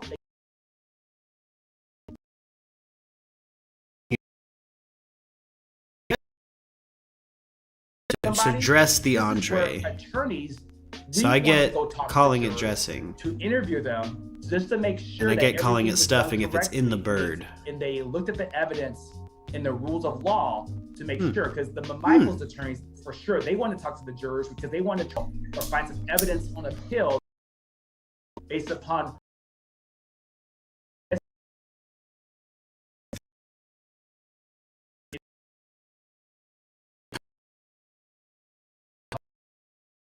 jurors don't have their Thanksgiving that they want, or they can go on the courthouse steps and do a press conference and do an interview if they want. It's up to them, and they're free to do whatever they want right now. And I think as we get more into this whole social media and people wanting to know so much about a case, we see a lot more maybe that the jurors don't speak out.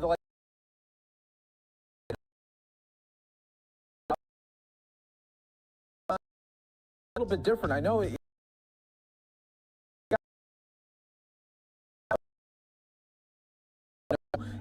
comes at a big price there, because if you get your name out there, everybody knows about you.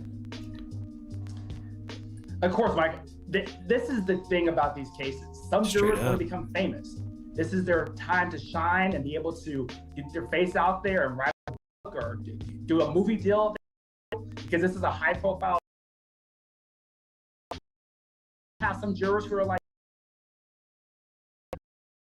and people about silence, because people on both. Potato's not bad. I'll tell you my favorite pie, Danny Drew. Target of all types of people. Probably that pecan. I fucks with a good pecan pie. Their names are I used to not as a kid, boy. It could be little kid me tell you chocolate pie, but that's obesity speak. Pecan pie is honestly the truth. A hot pie, that's a good time. Get the little mini.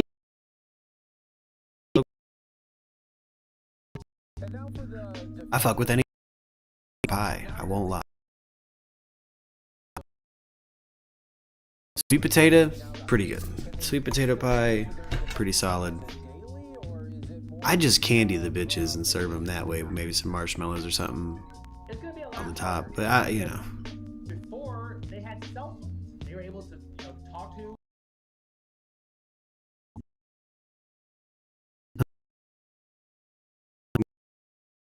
Channel. Really.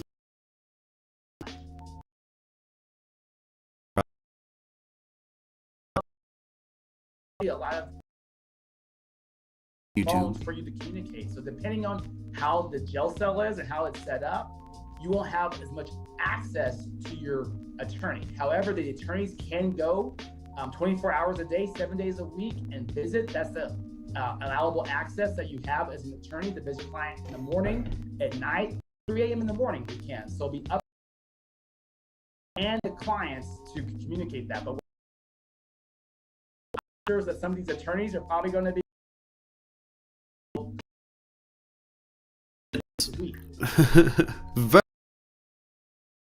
Now, what will we're soon we're hoping to hear What, Erica? from the family soon of Ahmaud Arbery, or maybe people that represent. We can invert it in. At what point?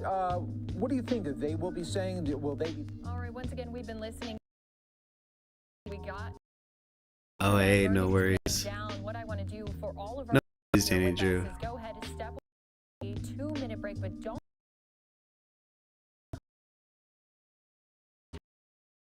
Of Georgia. Fox 5.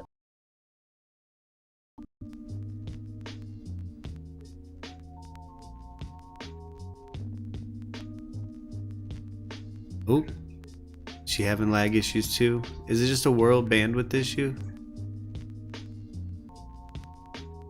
Yeah, I'll fuck with some pecan pie though. Oh, White House. There's like boom, White House. Yeah, we see that.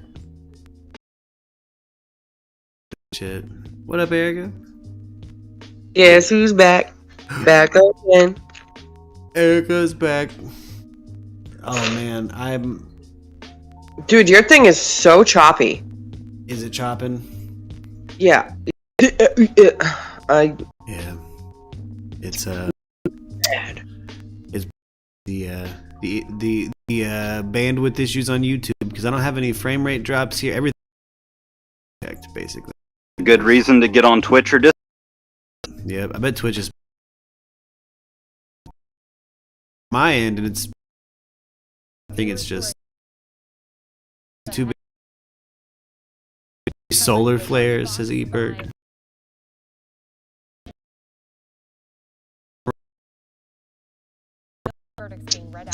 Which one?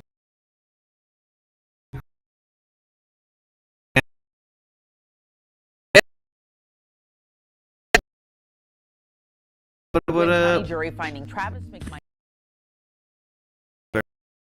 father Greg guilty.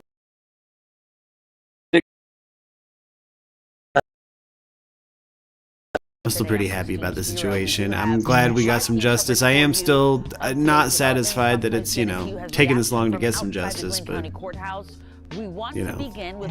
But how bad would it be if they weren't guilty? Oh my god. You better believe some of the protests would turn into riots. I see some, there's people protesting the Rittenhouse verdict in town here.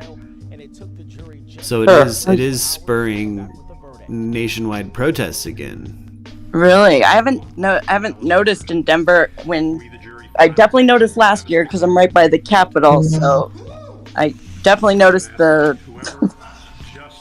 protests because they were right by my house last year. Yeah. Lux is we're right downtown, and Lux is a bigwig for a pretty big fucking spot downtown, so like she hears when security's like, hey, there's a protest round and around the corner. Like, security has to heighten and shit like that. Yeah, I can literally hear it out my window if it happens.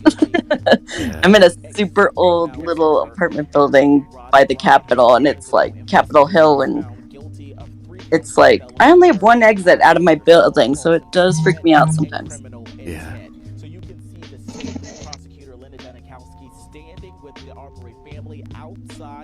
But mostly it was peaceful. I did get some video from last year. Maybe I could show you guys. It was kind of nuts. I bet it took It was off. crazy. Yeah, I know that what happened downtown in where I was at the time was bad. Like, it got fucking nutty. Yeah, I was in it, but I was by myself, and so when it started getting dark or bad, I was like, nah, I gotta go. Like, it got too late. I can't see. I'm by myself.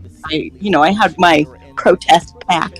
I'm a little Girl Scout, but and I wanted to be a part of it because I thought it was history and it meant something to me. But it means a lot to me, actually. But it's not worth risking my life. That's for sure. I don't know. That's But we got to scheme up a Summer Wells episode. Yep, I'm down. I just apparently needed to sleep off this whatever was lingering because now I don't have that sore throat anymore. But I told Erica I just took Theraflu, a weed gummy, and a shower. Turns out that's the winning formula around here, I guess. Hell yeah! What a mix. Hell yeah! I don't know. I'm all for those ginger shots, man. I hear that's fucking works hella well. I've never really rocked a ginger shot, but I hear it's the titties. Really? Yeah, I don't think I I haven't either, but I have tried something. It's gross tasting, but I think it works. Have you guys ever heard of doing oregano oil? No. Yes, I've had it suggested by a couple hippie ass friends of mine. Yeah, it's supposed to be really good for this sort of thing, and it is disgusting. It almost makes you gag, but yeah, it's hard to get down. Supposedly it works. I don't know. I did it twice over the weekend, and I couldn't do it anymore. You know what I can't do is the apple cider vinegar. I cannot get it down. Yeah. Oh, I could. I love me some anything sour is my favorite, so I don't mind it. It's a tough. I can take it like a shot, apple cider vinegar or like vinegar, but like I have to down it. Yep. But I've always liked anything sour. Like even when I was little and all I would eat was chicken tenders or chicken nuggets, I'd still get lemon and put it on everything. Yeah. So I've been an acid person. And in my cocktails, my former boss used to have this joke, like, let me guess, Allie, more acid? Like, it's just like, I think everything's out of balance and needs more acid. And then when you say that in front of people who don't use that terminology, that's also very funny.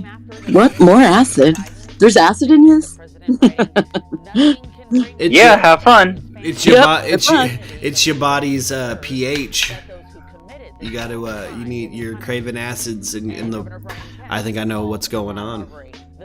I'm a chemistry nerd though. My whole life? Is it because I'm too sweet? That's what. It's like. Nice try. I know. So like a pH balance, right? That's just a balance of. That's just a measurement of how much acid is in your water. You know what I mean? Like. Yeah. So I deal with it in cocktails all the time. Yes. Yep. So I got a feeling you're just, probably deficient in acids and crave those high acid contents. You'll probably find that there's kind of like me with citrate. I'll crave citrus things for the for the citrate because my body's deficient in citrate. Yep. And I'll eat a whole bag of fucking oranges, dude. I will sit and eat a whole bag of oranges. One time I left I was just gonna say with bananas, I'm that way. Go ahead, sorry. Oh no, you're good. I bet it's potassium with Erica, huh? Oh yeah. One time I had a. What does that mean? I don't know. Your body just probably craves whatever's in bananas, and I just thought of potassium as one of the things, right? Oh, all right. I thought you were going somewhere gross. Not yet. I do bananas. I do bananas for cramps every time, every fucking time. Not period cramps. While I do have two uteruses, it's a callback. There's I don't actually have two pussies, but my medical chart one time because of a typo said I had two pussies. It was hilarious.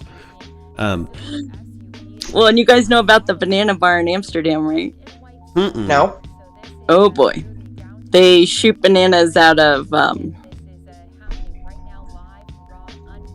Nope, cut out on us. Yep, on purpose. Yeah. Oh, shit. Kind of like the girl with the ping pong balls. Is that what we're going with? Like Yep. flying Added dildos. in. Yeah. That's an Amsterdam classic, flying dildos. How the hell can they Yeah. do that? Yeah, the red light is pretty rad. They did, when you live there, they do like those open house days and stuff, and you get to like tour it during the day and talk to the sex workers and stuff. It's really interesting. Word. See, I'd love to do interviews with people who work there and live there. That'd be fucking great. Very interesting, eye-opening, and Yeah. a lot of openings. So do they like practice and train for that? Oh yeah, it's a With serious some gun thing. dogs and shit, or what? Yeah, and like smoke rings out of there and stuff. Oh. Yeah. Yep. It's an art. Yep. It's a legendary story from a Parliament Funkadelic show. A girl came up. There's a girl came up in the middle of a Parliament show. She had nothing but overalls on. She hits the button on the overalls. Overalls fall like she's got rocks in her pockets, and she's ready to blow some fucking minds. Right? Grabs a doobie, fucking puts that shit right in her booty hole, and blows 3 perfect fucking smoke rings. The band cannot contain themselves. They fucking die laughing. They go back into the green room. They try at least 8 times to blow smoke rings out of their assholes. They cannot do it. They come back. They try to finish the set. They cannot finish the set. She's literally a show-stopping move, blowing them smoke Hilarious. rings out of your butthole. It's fucking impressive as hell.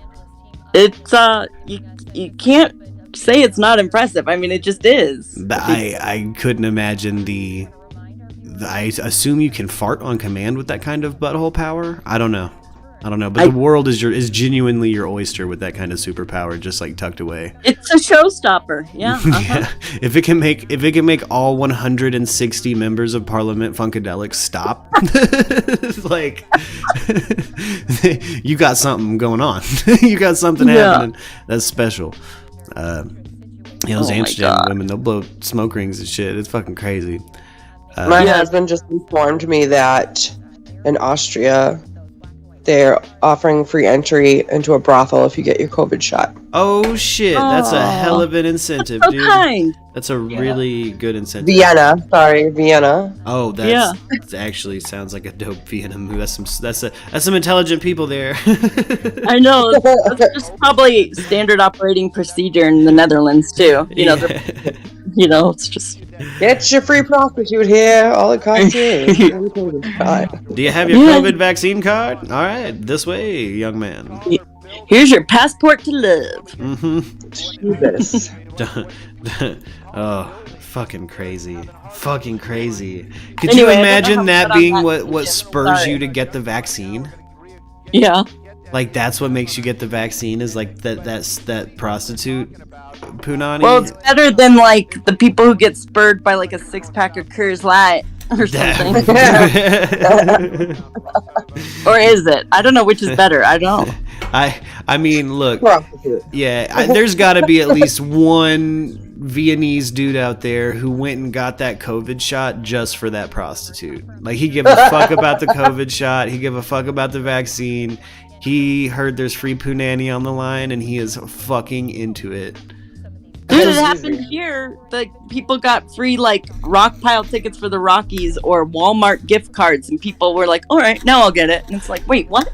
You know that girl got to be tired. Those girls got to be tired after that day, dude.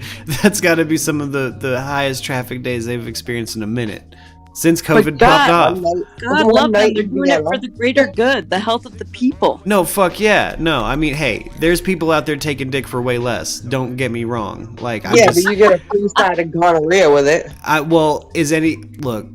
Is Vienna gonna give these girls some free like foot massages and shit? Because they need some time off after this. That's gonna be a rush of free things you get. Yeah, like these fucking prostitutes better be treated like Viennese fucking royalty at this fucking... Well, I know, like in the Netherlands, you have to wear a condom. It's like against the law not to. Yeah. In Reno, I mean, I'm sure you can find people that'll say you don't need to, but I mean, yeah, that is kind of the deal in the place, like the cat house in Reno and shit like that. You gotta wear a condom. Yeah, so at least you know, hopefully they can be safe about it, which, you know, in the Netherlands it's regulated, so they all get tested regularly. They all good. like have health insurance and all that. So see, watching the series Cat House, which I think used to be on HBO or some shit late at night. When I was a kid, I watched Cat House. It's about a brothel. It's a real life brothel. It's a reality show. And it really, you know, it made me realize how you could do the oldest profession known to man in a very civilized way. Yep, that's what the Netherlands, like, in the open houses and stuff, that's what they're all about, is just educating people that this is going to happen anyway, world. May as well just make it as safe and as, you know, healthy as possible, and, like, have real conversations out in the open. The Dutch are very, at least I found them to be very open and blunt in a way, you know, compared to us. Exactly. And, yeah, not as fake. Like, they never understood. I remember when I first got there, it was like, you know, you go into a market or a store or whatever, and people would be like, Dewey. They say Dewey is like their hello, and they're like super nice. And as soon as you struggle with anything Dutch, they all speak at least 3 languages usually. So they definitely speak English, and it's like perfect English. And you're like, oh my God. And they're like, yeah, I don't know why you Americans ask us how we're doing when you don't even know me. Why do you care how I'm doing? And it's like, yeah, you're right. We don't. It's really fake. We really don't care how you're doing.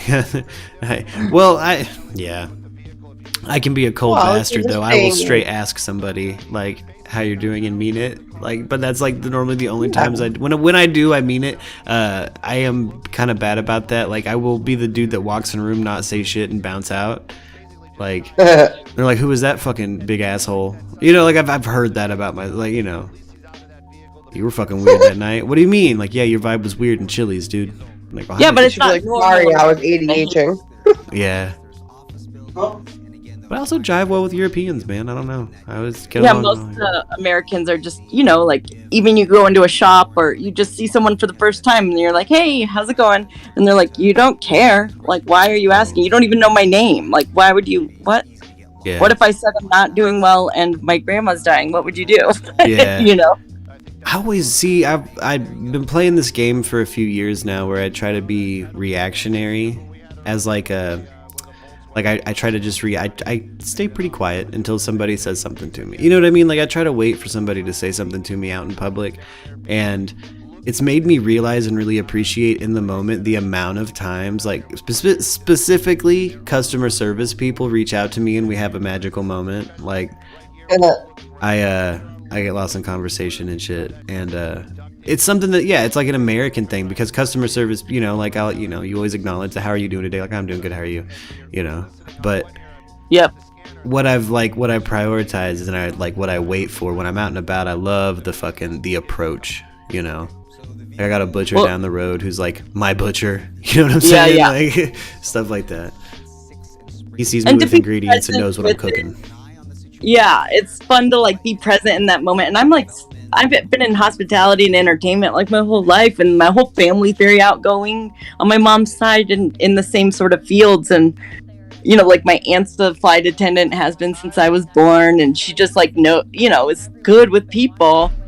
And I just fill in gaps when there's silence. And that's just how I was kind of brought up. You know, you just entertain, or you ask, or you know, whatever. But it's not necessarily a good thing all the time. You know, sometimes it's nice just to be present and let silence fill whatever gap, or, you know, let someone else in. Yeah. You know?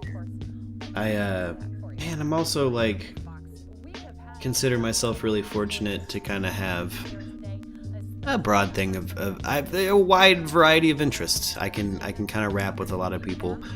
Plumbers, fucking dudes selling singing bowls at the mall, fucking dude working at Panda Express at the mall. You know what I mean? Like, I feel like I get to enjoy those. My husband's a plumber. Yeah, see, I'll talk about plumbing. Fucking ask Whitney's husband. I'll talk about plumbing. I like hearing from master plumbers in particular, anybody who's like, that's their dedicated trade. Because I come from a maintenance background, so I've done a little bit of everything. Yeah. But once it gets to like master plumber problems, you got to call them. Like, I'm not gonna risk the insurance issues. Yeah. And I normally am like, I'm always the guy that's like guy on site representing the property with the plumber, and I love that shit. I love it. It's pretty fun. Yeah, and I'm usually the bartender at the bar top that can make friends with everybody, but I keep it pretty like music, culture, days news, like, oh, connect, you live here, you like this music, you two should talk, this, that, I try to connect people too. So much like that type of person. And I just, like making people happy and like making them feel like taken away from their everyday. So I usually don't bring up jobs unless they do, Oh, yeah. There's a funny ass joke special guest was telling me. Special guest and I are both Jewish, and he he said, "You want to hear a funny joke?" And I said, "Yeah." He said, two Gentile businessmen sit down next to each other. One asks the other one, "How's business?" The other one responds, "Pretty good." End of joke. Like, you know what I mean? Like, one of the, like, our culture's favorite thing to do. Like, it's just like epigenetic. We love to bitch about our jobs. Like, it's our, like, my favorite thing to do. I've got a job just to bitch about. A job with the rest of the room. Oh yeah, people unload, but once they get it out, then they're like, okay, next topic, Yeah, yeah. It's some of my favorite shit is kind of bitching about someone's line of work. But you get to learn a lot about somebody that way, how they handle stress, what they're like in the trenches. Eber gets a pet peeve. Yeah, man. There's some people don't like that shit. Me, it doesn't bother me. I like going there. Normally, there's a laugh you can find. My goal when I do bring up work stress or bullshit is to try to angle somebody into laughing. So, if anybody or comparing it to something you can empathize with, and that way, it's like everybody's got their shit and their job that they hate or whatever. Yeah, absolutely. There's there's normally a funny moment someone's missed in a story where they're bitching. I mean, and that's just, that's how I work a room. Ask someone what you do. I'm a fucking electrician. Do you like it? Yeah, it's alright. It pays the bills. You ever been electrocuted? I mean, like, there's just you can find alleyways in someone's bitches. So if it's a pet peeve for you, E-Berg, that's my suggestion, is always maybe try to make that dude's day a little better. Give him a different fresh perspective on his work life. Maybe he'll go to work and suddenly be king of the water cooler because you gave him a slick one-liner to totally people. That's how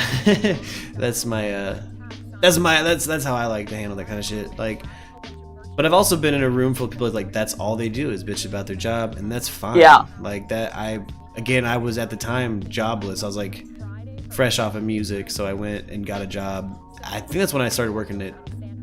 It was one of the restaurants I worked at, just to have something to bitch about. And boy, did that job provide in funny things to bitch about. Oh my god, restaurants are hilarious. Oh man, we used to get these. We'd have Crawdad Day. I'd have to purge crawfish all day. Yep. We get these giant 90-pound bags of them. I put them in the 3-part sink, do the salt water, do a purge, and they'd escape sometimes. And I got a photo I'll try to share to the Discord if my phone will let me. It's of a giant ass crawdad. This sucker, he escaped the sinks. He climbed up the soap dispenser, got out while I wasn't looking, and cornered a waitress. Cornered her. Had her in a corner, fucking screaming. He's fucking clapping. Well, you would have thought he had the world's biggest dick. Like, this fucking crawdad was on top of he had conquered humanity as far as he was concerned. Proud Papa Crawdad, huh? Yeah, I come out, in an apron, like, oh shit, and grab him. Just grab right behind the arms, like, all right, let's go back, bud. Enough of that. Yeah. Oh, Erica, yeah, if you don't complain about those things, it will compound until you despise the job or become bored of it. Exactly. Totally. Exactly. And I used to it sounds like we would do the same thing. I used to try to be almost, not even try, but it come out of me. I just make shit funny about whatever, because if you got to do it anyway, you might as well make it fun.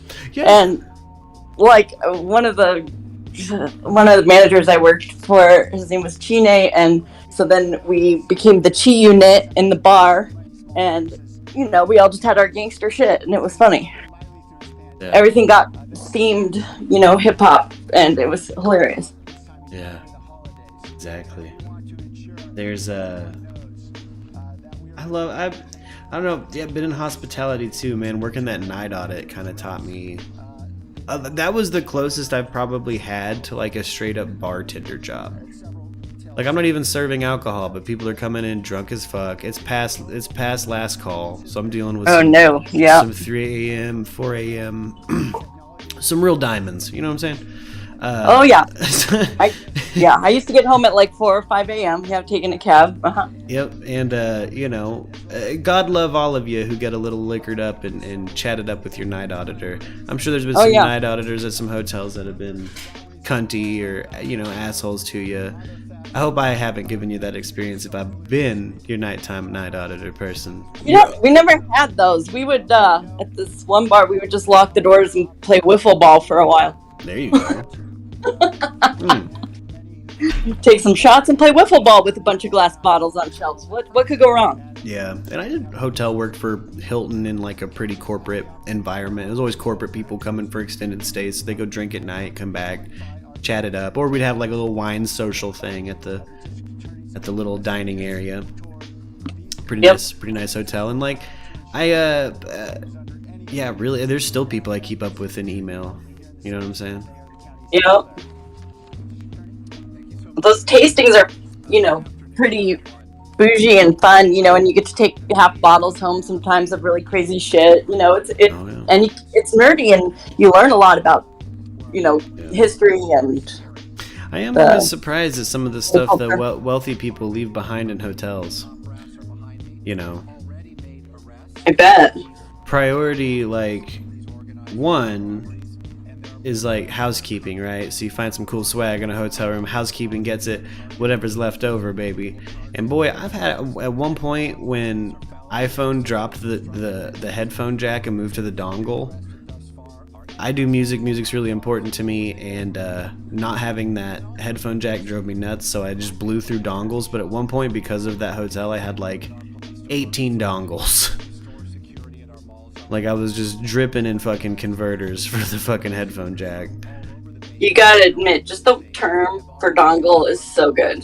Oh, it makes me think of it makes me think of dick every time. Dangle, dongle. It makes me think whoever did that is hilarious. You know, they just did it to punk everybody, and they were just like, every time they're like, they're using dongle.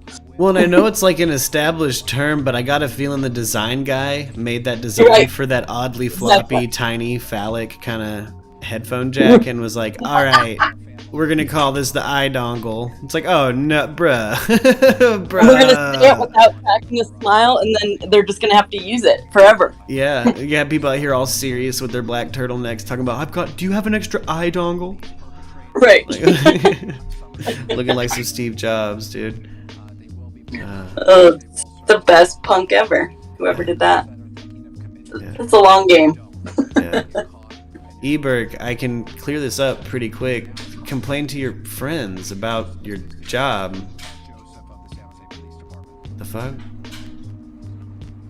you not have them? You got friends? I don't know why.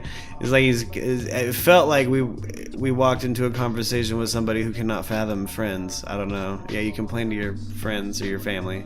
Whoever's close to you. Your close people. My cats are good listeners. Yeah.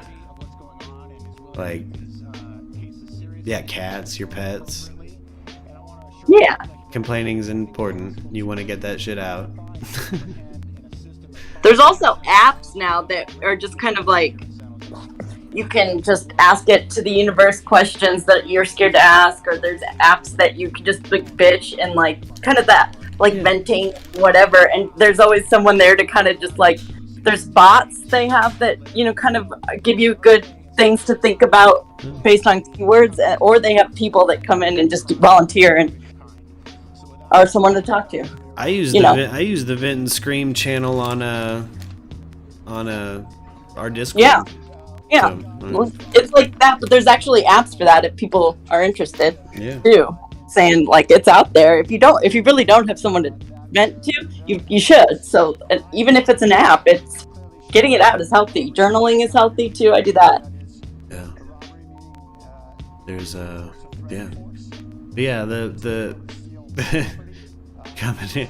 coming at it, Eber, like looking to fucking argue about like what the fuck are you talking about, dude? Like, friends, talk to your friends. Talk to your friends. If you don't have them, use the Vent and Scream channel because you do have friends. I'm not reading the chat. I just was thinking. I've seen there are apps out there too. Like if you really, just in case someone's listening that doesn't feel like they have somewhere to go, there are actual apps and they're good for you. It's not anything to be ashamed of. We should all have somewhere to get it out. Yeah. I complained to my dog.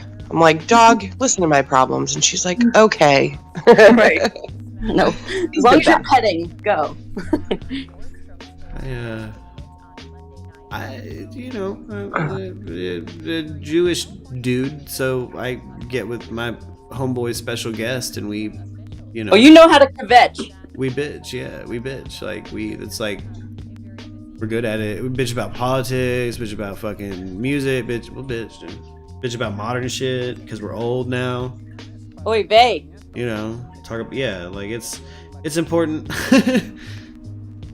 I think expression in some of the conversation, like it's led me if I wasn't somebody that bitch, like I fucking totally lost my train of thought while loading this hit. Holy shit. It's all good. I think you were saying like if you don't let your venting out, you. Oh yeah, well you explode like you said, but it's you miss a lot of opportunity to create things. There's a lot of things I've created that the idea came while I was in the middle of ranting.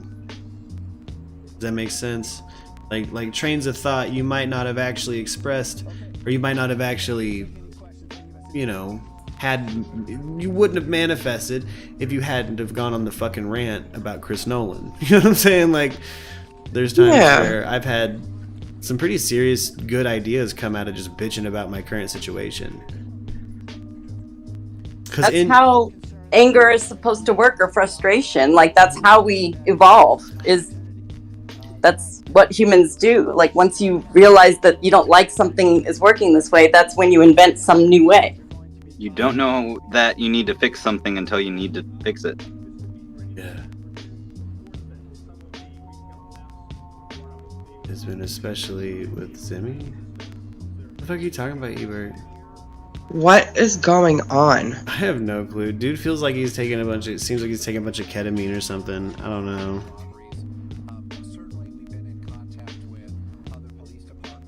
Anywho.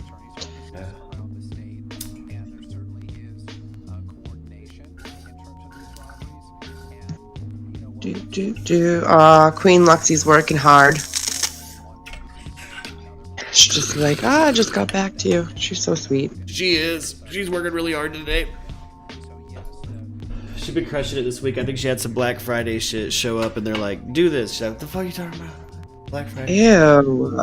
Like basically some shit got sent to an alternate email, it sounds like. And then she said it like that nobody fucking knew because it was just sitting in an alternate email from somebody else. You know what I mean? Like, it didn't make it down the chain and wasn't connected to anybody or passed on because it just sat in an alternate email from a higher up, I think.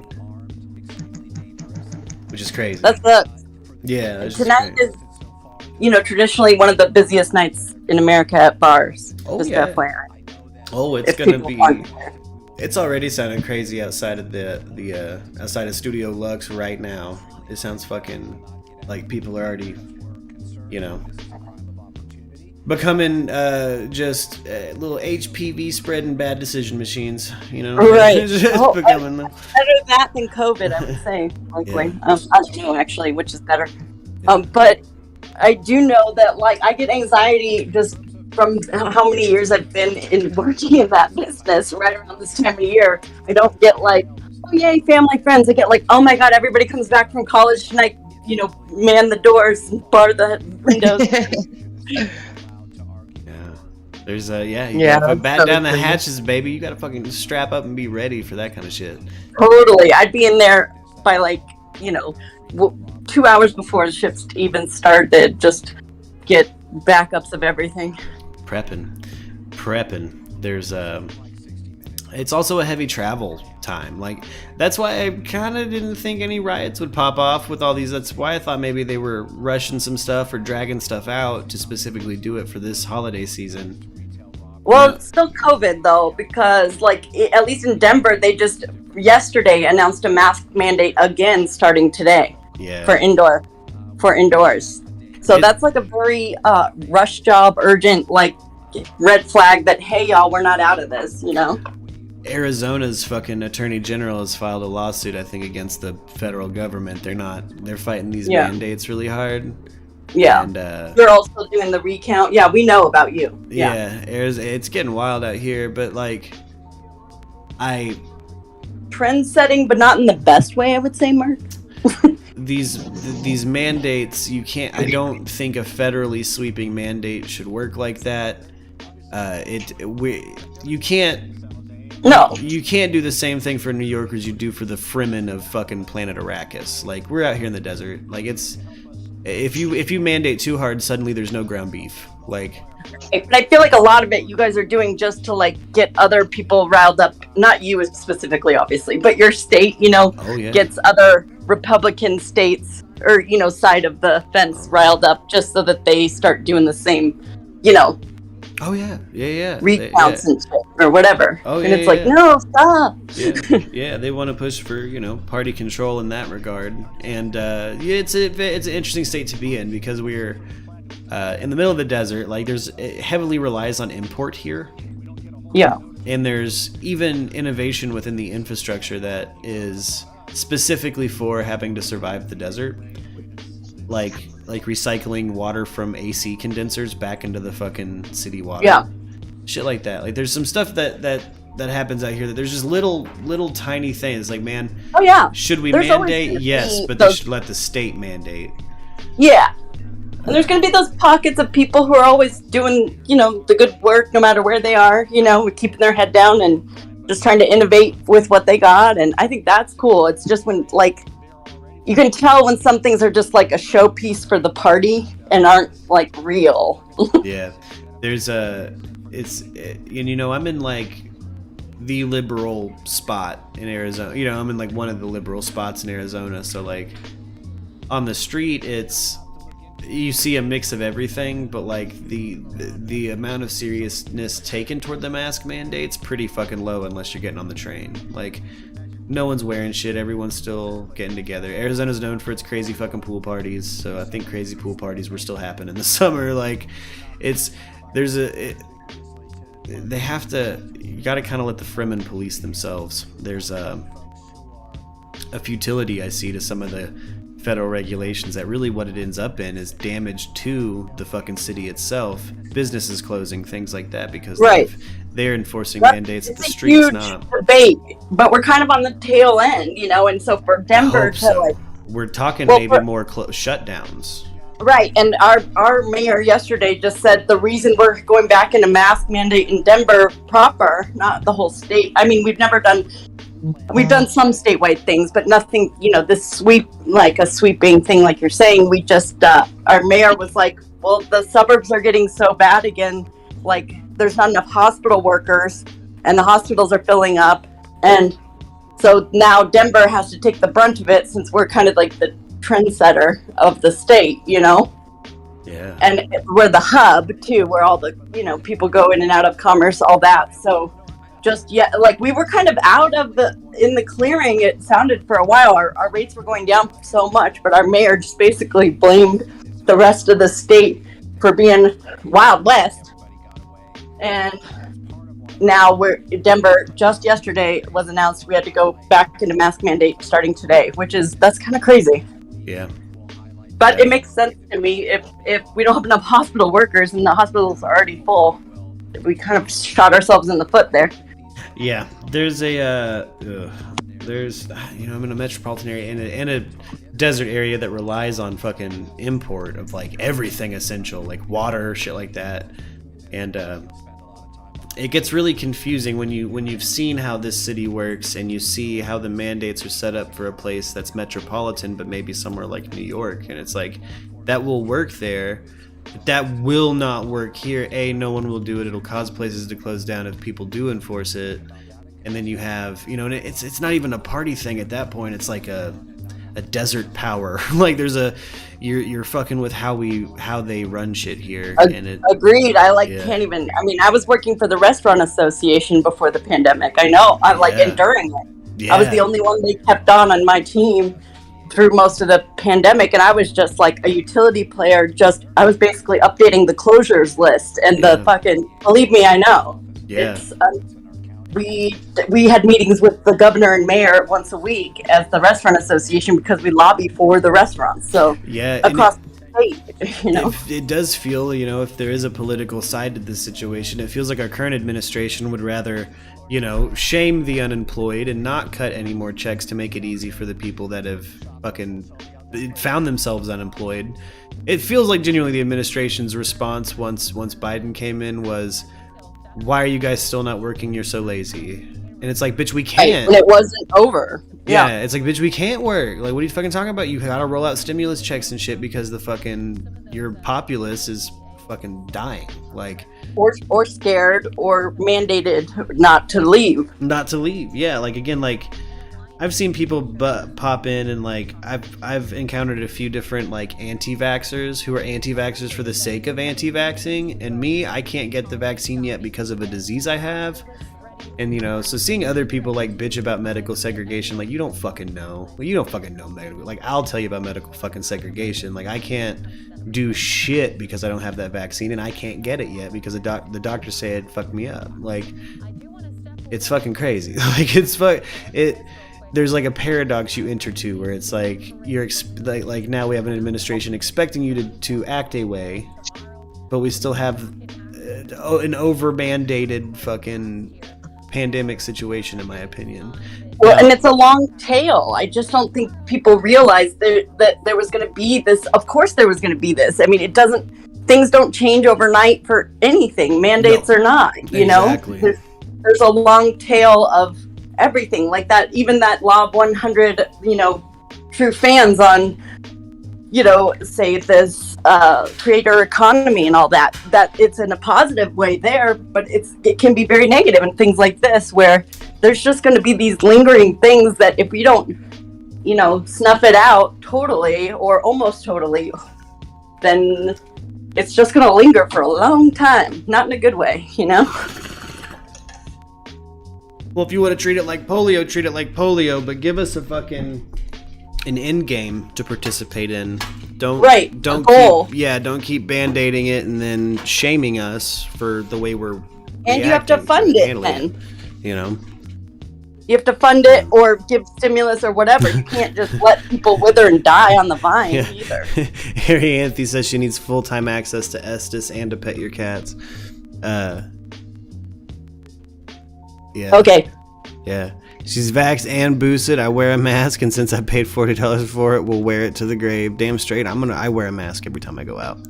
I wear a mask every time. Again, I can't get the vax for medical reasons. You gotta be safe, though. That's just smart. I'm hella immunocompromised, so I should probably wear a fucking mask and be in a bubble, even if there wasn't a pandemic. You know what I'm saying? Mask on mask. Yeah. Yeah, like I don't, you know. It's a whole thing, but that's, I don't know. See, like that's when it dips into I know how to take care of my fucking self. Like I'm gonna wear the mask. I'm gonna get the vaccine the moment I fucking can. I'm about to fucking just trick my way into it and see how this shit treats me. So if you guys watch me die on air, if I die, I die. If I die, I fucking die. I'm over the restriction and I want the card. Like I want to be able to go do shit without having to get a COVID test a minimum of 2 days beforehand. Like I can't even go see a concert without proving I've gotten vaccinated, but I can't get back. You know what I mean? It's like it's a whole frustrating thing. In the grand scheme of things, this is such a small part of our lives and like a good lesson for us. You know, it's just that's the way I'm like. Again, like think of it like Earth School. You know, and like we probably needed some humility, and this kind of warfare exists. Yeah. Whether it was warfare or not, you know, this is just a good eye opener. I think for Americans is that we're not above it all. Okay. Yeah. No, I mean, no. There's no, you know,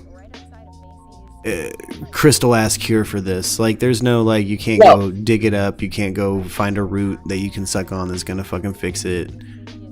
got drugs, real drugs, hard drugs, like goat drugs. You got to take drugs to get that shit out of you. So I'm starting to get pretty serious about this vaccine, just so the potentiality of me catching it is lower, even in my own mind. Yeah, that's awesome.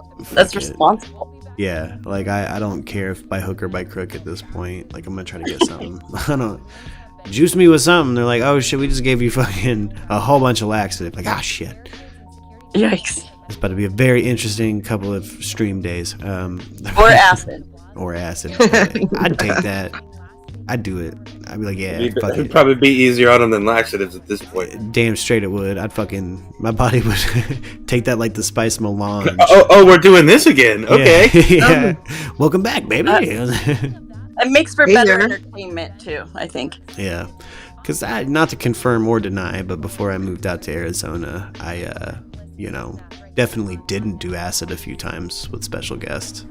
Like, we didn't do that. Don't worry about, like, it didn't happen. But like, I'm bringing it up, so in an alternate universe, maybe it did. Who knows? Probably did. I know that that night it felt like I could probably see into that universe. So make it that way you will. Anyway, I don't know if somebody dosed me with that right now. I'd probably be like, yeah.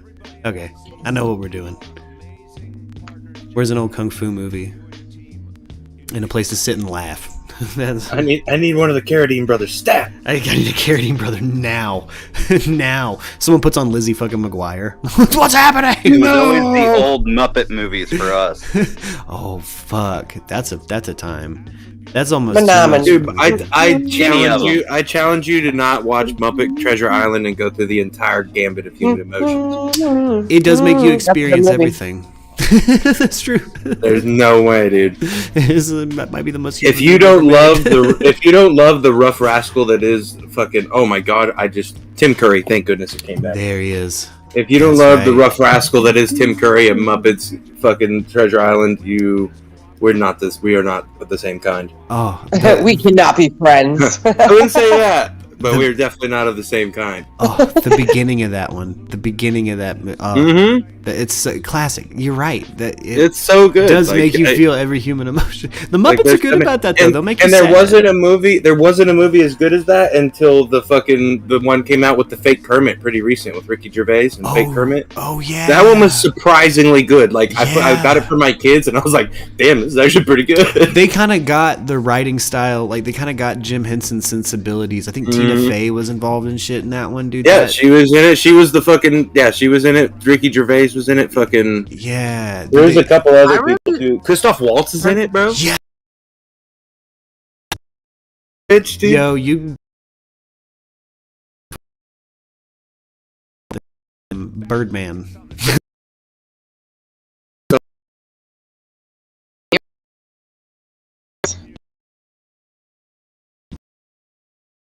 Had that old head sensibility where he wanted to make you like, even with that, like the OG, like first time you see Kermit playing the fucking banjo in the swamp, like he'll make you sad. He'll bring that shit back around though. He'll show you exactly. Well, dude, he knows.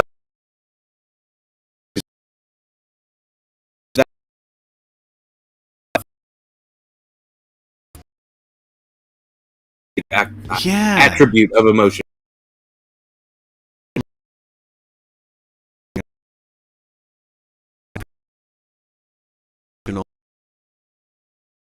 Sesame Street will fucking break you down, bro. Sesame Street will fuck especially like old school.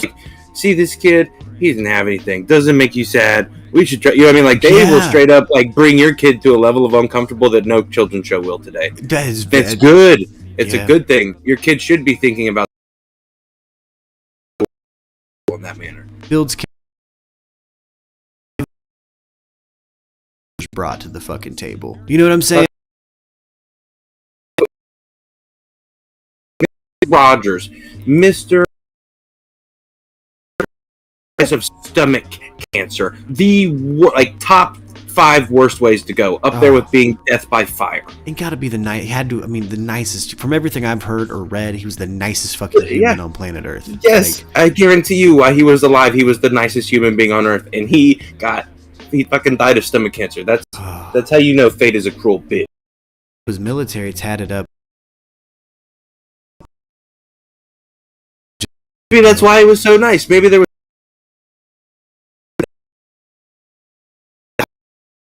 I heard he was a sniper. Just would clap a fool back in a war. Like I can't even. Dude, straight like a fucking Marine on Iwo Jima. You and guys are shit. blowing my mind. You know, imagine Like, I don't Mr. know, Rogers as the trigger man, dude. That hand ain't shaking. No, the hand's not shaking. Like,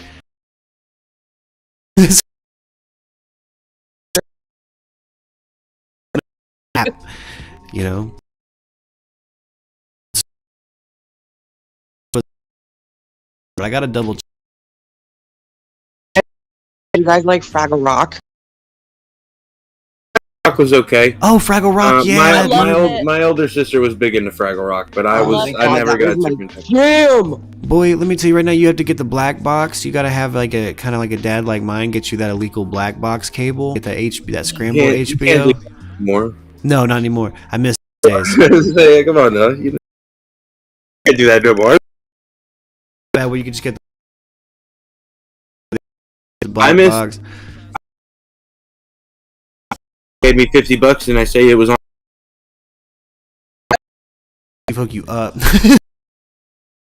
Nope. Which is good. I mean, you know, it always makes me feel a little grungy, but you can't do that no more. Don't even try. If you're listening and thinking about it, don't do it because all you'll do is go plug it in and be like, "Why is my shit not on?" Because it won't come on. I remember being. Oh yeah, that's right. Pretty.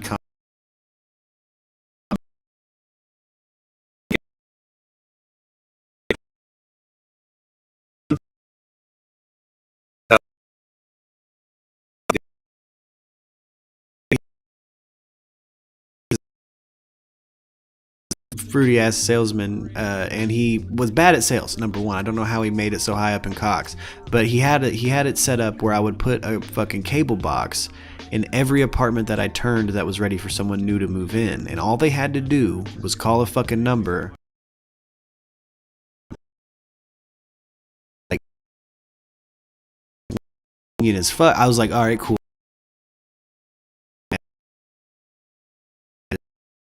Office or calling the emergency. Box here. Well, or they call. My box doesn't work, and it's like a cable tech will be there in the morning. Well, why can't you come now? It's like, because I'm just a schmuck at 2 a.m. on the other end of this phone. Dude, I'm naked. Yeah, I'm naked in bed, dude. Butt naked. Leave me alone. Because I'm butt naked right now, and I'm not about to, it's the Ozarks. So depending on the time of year. If that motherfuckers call me about some stupid shit and fucking, it's genuinely a foot of snow. Like, I got a golf cart to it. Like, wrong answer. You have to walk to it, bro. Yeah, no, I'm getting that. I'm gonna waste the time. I'm gonna spend more time with the golf cart than walking it because I'm smoking a cigarette, just sitting there spinning the tires, angry as shit. I've clocked in at that point, so I'm. That's right, dude. It's all hourly. Yeah, I'm time and a half at that point. So, smoking a cigarette, doing donuts, like trying to get there. Fucking pulling that Mario Kart icy track fucking level. You know what I'm saying? Bro, I haven't been paid hourly since we fucking made sandwiches, bro. I fucking hated it. I was considered by the federal government a salaried employee because I had comped housing at my last job. Okay. But I wasn't a salaried employee. I lived on an hourly wage. They just had a comped apartment. Right. You know what I'm saying? I still had to pay utilities. I still had food. I still had a baby. Still had a wife. Like, so the whole thing going on. So, I don't know what the fuck happened there, but I don't know what happened. But I straight lost some food stamps because of it. Like, I made less. But I got a free apartment, so it was a big ass apartment. So fuck it, I took it. Hell yeah! Was it? How many bedrooms was that bitch? It was a 2-bedroom, 2-bath. Dude, those twos. Yeah, I was gonna say those twos are big as fuck. Dude. Yeah, at that Links at Bentonville, dude. I got that big daddy, the biggest one. The big ass one, yeah. And when they hit me with that, like when I did the interview and explained I was a new parent, they were like, "Oh, well, you'll want this. You'll want the big apartment." Like, all right, yeah. And I started the job before I got promoted, where it was just half off rent, which was $25 more than where I was paying. Yeah. So it was still a shitty deal. Like, I still lost my government benefits and shit. Like, fucking crazy. It's fucking crazy. Yeah, people wonder why nobody wants to work, dude. Yeah. Sometimes it's better not to, as fucked up as that is. Sometimes I don't know whose problem that is anymore. You know what I'm saying? Like I feel like that's all an altogether problem. Yeah. Where we're all just like fuck it collectively. Yeah. That man, the housing situation, the housing laws and fucking the renters' rights laws and lack thereof in fucking Arkansas, it still blows my fucking mind. Every time I think back on that job, I'm like, dude, you don't have to do shit to anything. It's all they only care about landowners. They only care about landowners, and it's fucking crazy. And yeah, when you are a landowner, you fucking kind of get away with anything. Like, they really don't. It's on your land. Damn straight. Like, there's been times. If it's on your land, you damn sure can. Yeah, there's the family spot in downtown Rogers. I was fucking burning a whole bunch of trash for days. I was burning trash for days. I had a whole bunch of days. Burning trash and brush for days, and I'm talking like I think into a burn ban. But it took like days for the fire department to finally show up and be like, "Are you oh, you got a bucket of sand? You're good." I'm like, "Yeah, dude. Yeah, later." like, did you call? I'm like, well, I called the first day and they said you were Gucci. I'm like, no, you got to call every day. I'm like, oh, okay. Well, I didn't, but you're here now. Are we good? And they're like, yeah, you're good. So paying for all that? Who's paying for all that fire truck gas before you leave? Let me know this. Yeah, is it me? Are you sending a bill to this address? I believe it's motherfucking me. I'm not paying for. Yeah, you split that shit up between the town. How about that? Because I know it was some snitch ass neighbor probably called. Right, there's some black smoke coming out of his yard.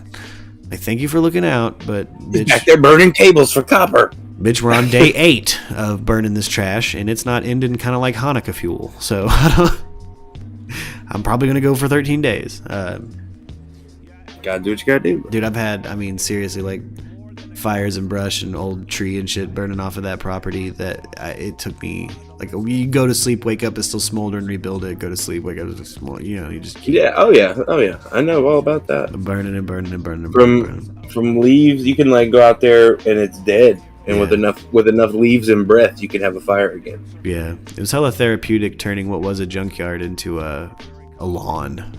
You know what I mean? Like, it was nice trying kind of taming the wilderness, because I had never even seen the ground in that yard my entire life. Like, for 30 years, I didn't know. My grandpa had hoarded on that land for 30 years, more than 30 years. So I don't. It was bad. There's stuff in there from the fucking turn of the centuries, dude. Darn, like old shit.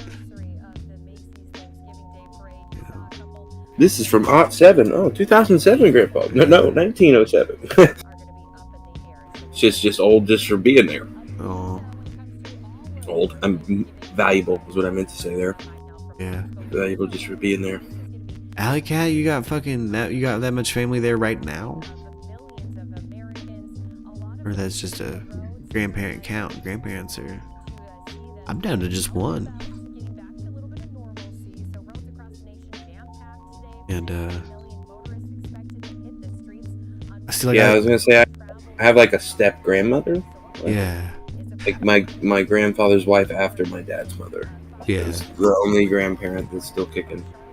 Oh, I mean, my mother's mother and my mother are still alive, and I don't, my great grandmother just recently passed, so that made her a living great grandmother.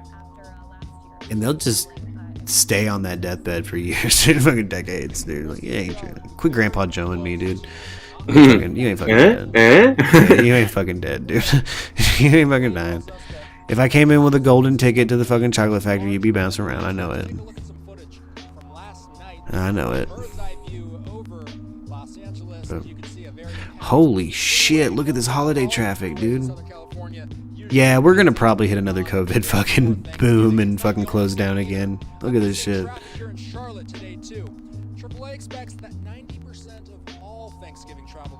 Fucking nutty. We're saying that people seem to be more confident with traveling and getting back with family because many people are vaccinated. Well, that combined with the fact that the U.S. borders were recently reopened to full vaccinated travelers. I think we're finally set up for a Chill Beats stream straight off the sampler. Oh yes, dude, way to go. Yeah, I'm gonna set up a little sampler cam and roll. Just roll that shit, Oh yes. What up, Anna? Hey, happy Thanksgiving, guys. Yeah. I gotta figure out what the fuck I'm doing for dinner. We fucked up. It's 70 degrees and like the palm trees are blowing in the wind. I forgot it was November. I severely unprepared. Well, good news is you got one more day. Yeah, I'm severely Bad news is it's probably not going to matter. Yeah, Hanukkah starts the 28th. Oh, shit. Yeah. Got more important things to worry about. I don't even have a new menorah yet. I'm fucked. I fucked up. I've gone too far. I should have had this shit ready a month ago. Wasn't even thinking. And I type the fucking date frequently to do this show. So I don't know. I got no excuse. Other than the weather's nice and I've just old habits die hard. Maybe that's the excuse, bro. I refuse to recognize winter exists. When you don't do things for so long, you know. Yeah, exactly. We never cared about no holidays for the longest times. No, yeah, I didn't give a shit. All the holidays meant was that your friends might give you some drugs. Yeah, that's all that was for a long time. Yeah, straight up. So I still don't. I think my saddest holiday was a beer tree, and I'm Jewish. I don't even do a Christmas tree. I don't know why I did that. It was a drunk decision, and yeah, I don't know. I guess I gotta get a menorah figured out. I'm in in a different town, so I'm hoping it's easier to find one. In Arkansas, you just gotta order that shit. You can't find one in a store. Wait. Can we back up? What is a beer tree? If it is what I think it is. Oh yeah, I was just an alcoholic one year and had a very sad holidays alone in an apartment right near like a bunch of liquor stores and like the place to drink in Fayetteville. So like I just got drunk as fuck the whole time. I got excited. Yeah. I thought it was like a tree with beer on it and you just grab one every day or something. No, it was all excited. Well, I had a rack that was kind of Christmas tree tiered, like shaped, so I just stacked it with empty beer bottles and liquor bottles. It was just just a sad beer mystery. It was there were no presents underneath it. I drank a lot that year. I drank the presents. I drank the presents. I did. Well, if you kept the empties and you recycled them, that can count as a present. Like I not only that year was I kicked out of more than one Waffle House, I also got told by the Rogers Rec, the divest of divey dive bars, that they were onto my game and that there wasn't company coming when I ordered a pitcher and that I needed to just order regular beers.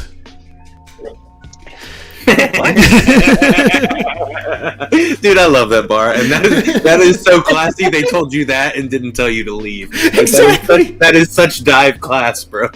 Like that's fucking. They're just like, we know what you're doing, and we're not gonna let you do it anymore. But we're not gonna ask you to leave because we like selling. We like selling the pitcher. Someone's gotta drink this watered down pitcher deal of beer. Do you get a pitcher of beer for $6 there at one point? Mm-hmm. The whole pitcher. $6? You kidding me? That's a nice beer down the road. Did they just not make as much money from the pitchers as the others or something? They just didn't. They had so much less overhead because their bar was a hole in the wall. That's true. That place is... that place hadn't been touched since they shipped kids to war from it in Vietnam. It didn't have mirrors for safety. Yeah, there were no mirrors in there. Like not even in the bathroom. All broken out, all gone. Almost, unless there was a Rogers Rec, right? Yeah, the Rogers Rec down in Fayetteville on the backside of Dixon there. Yeah, and I'm talking. Oh yeah, I know where you're talking about. Yeah, I'm talking a good like 10 years ago. Yeah. When we were young enough to like still think drinking on Dixon was fun. Yeah. Because I got done with that like a long time. I mean, I took that apartment Shit. fairly late in the game, so maybe it was less than that, but it was right before like I showed back up in Bentonville for show. Like, I was out in Fayetteville for a while, just drunk as piss. So I guess but this was back before the Rogers Rec even had that nice patio set up, dude. This was back when it was just like foosball, pool, and maybe a fist fight. And Fight Club out where the patio is now. Yeah. And Fight Club out where the patio is now. Yeah. It's being told you can't smoke there. Why? Because you're by the chairs. What the fuck does that matter? Yeah, if you want to smoke, go back inside the bar.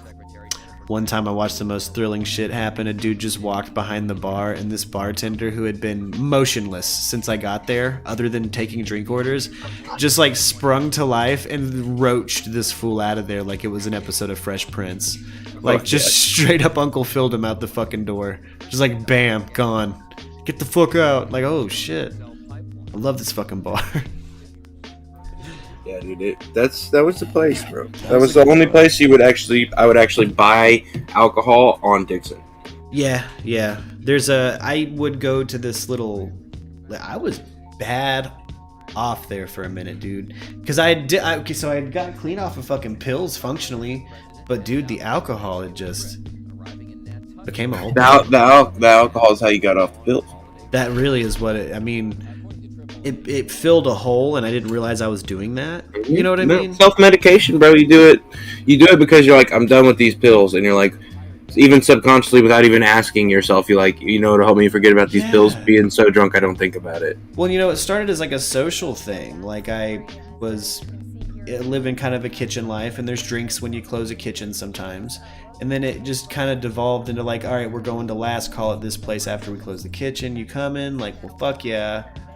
And then it just, it became a whole fucking problem. Like, dude, I lost it. Sorry. Oh no, you're good. I also used to have FOMO like a mother. If I missed something, like a festival or something, you could really go get inebriated at, I'd be fucking irate. I am the opposite of that now. I can give a fuck less. Yeah, the only music festivals I've been to in the last few years have been Rocklahoma, because my dad buys the ticket and takes me whether I kind of want to or not. And I'm like, all right, dude, I'll go see fucking Jackal in the middle of Oklahoma in July. Why not? Oh shit! Hey, 5 on Twitch. Fuck yeah, we're rolling on Twitch. Okay. Well, maybe I'll do a Twitch exclusive fucking Beats cast. Again, I'm gonna try to move this webcam to focus on the fucking sampler. I got a whole idea. Worked very hard to get some beats together. Oh yeah? Yes. And I've got. Are they 1940s beats? They are 1990s lowdown beats. Oh shit. I got the Ocean dub of DBZ. I got some samples. I got Frieza saying he loves having these balls. He wants to caress them. Nice. I got this actual pimp from the Bay Area. Just kind of talking some shit. Dude, you know what? You need to get. You need to get the quote from the Boondocks about the pimp named Slickback, dude. Oh yeah. It's like a Tribe Called Quest. You have to say the whole thing. You gotta say the whole thing. A pimp named Slickback. Beats. That's I'm gonna start sourcing like as I think something's funny as shit, because my YouTube algorithm now will just give me the occasional like 13-second video of like this, like a ridiculous moment from an anime or a kung fu movie or something. Mm-hmm. But I'll make sure to have that shit. I got the one where Nappa says he didn't just sink their battleship, he sunk their whales. In the ocean dub. There's a really bad DBZ. Remember the original DBZ dub? Mm-hmm. Like the really bad one. Yeah. They didn't recontextualize anything. It's like they ran it through Google Translate and just said go live. And just said it, yeah. Erica likes Twitch better. Yeah, Twitch is normally really solid. There's a lot less. Twitch also has a lot less delay. Yeah, a lot less delay. YouTube, like we're talking double-digit seconds. Yeah, it's also not like a monetized stream on Twitch, so I can get away with shit, and you're not gonna have ad breaks.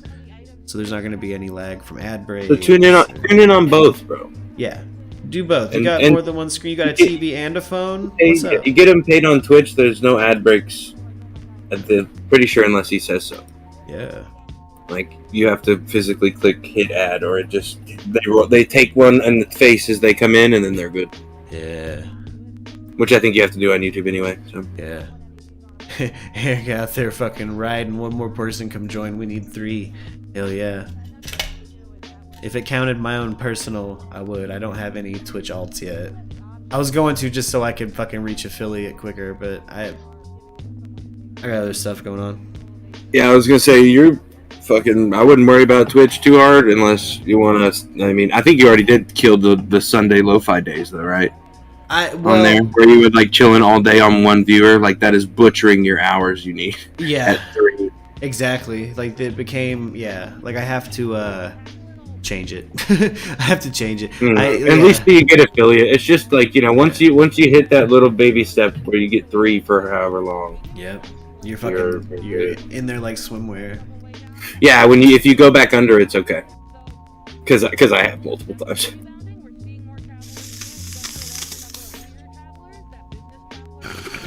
Okay.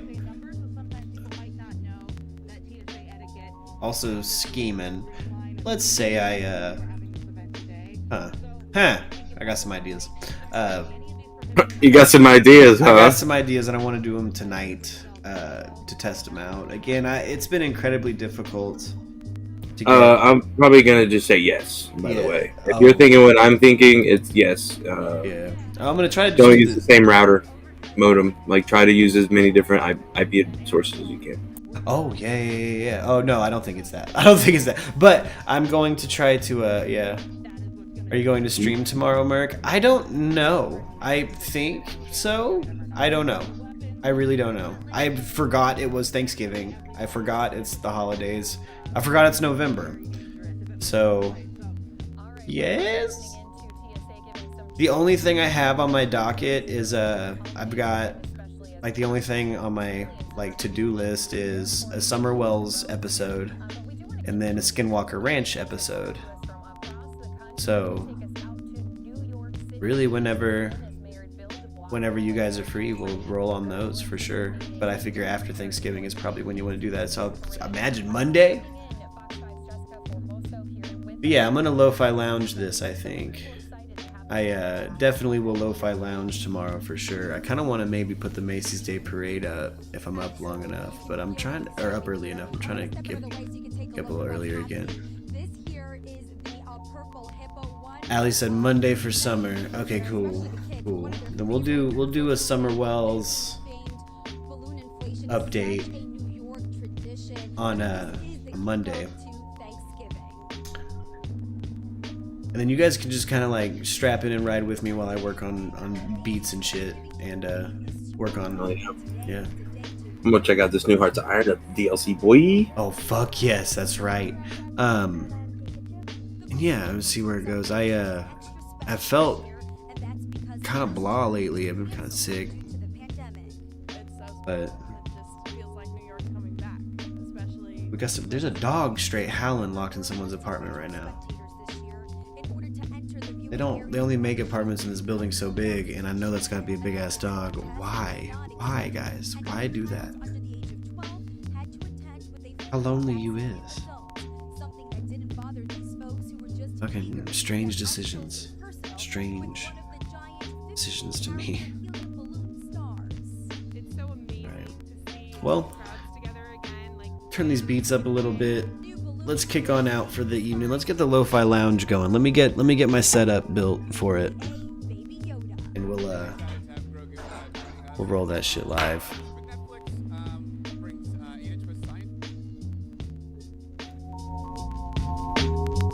I'll be right back in the Discord, gang.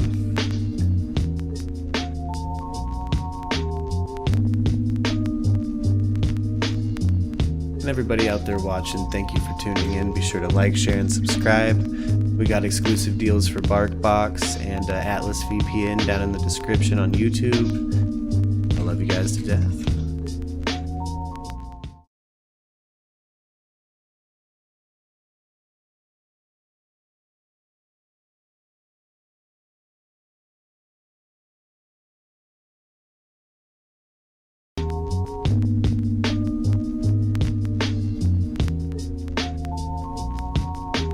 Having these balls makes me feel something that resembles joy, I think.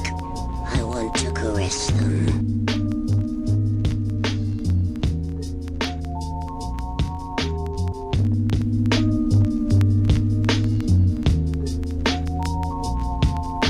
Hold it. I'm just a cook. I'm no kung fu teacher. I can teach you cooking here.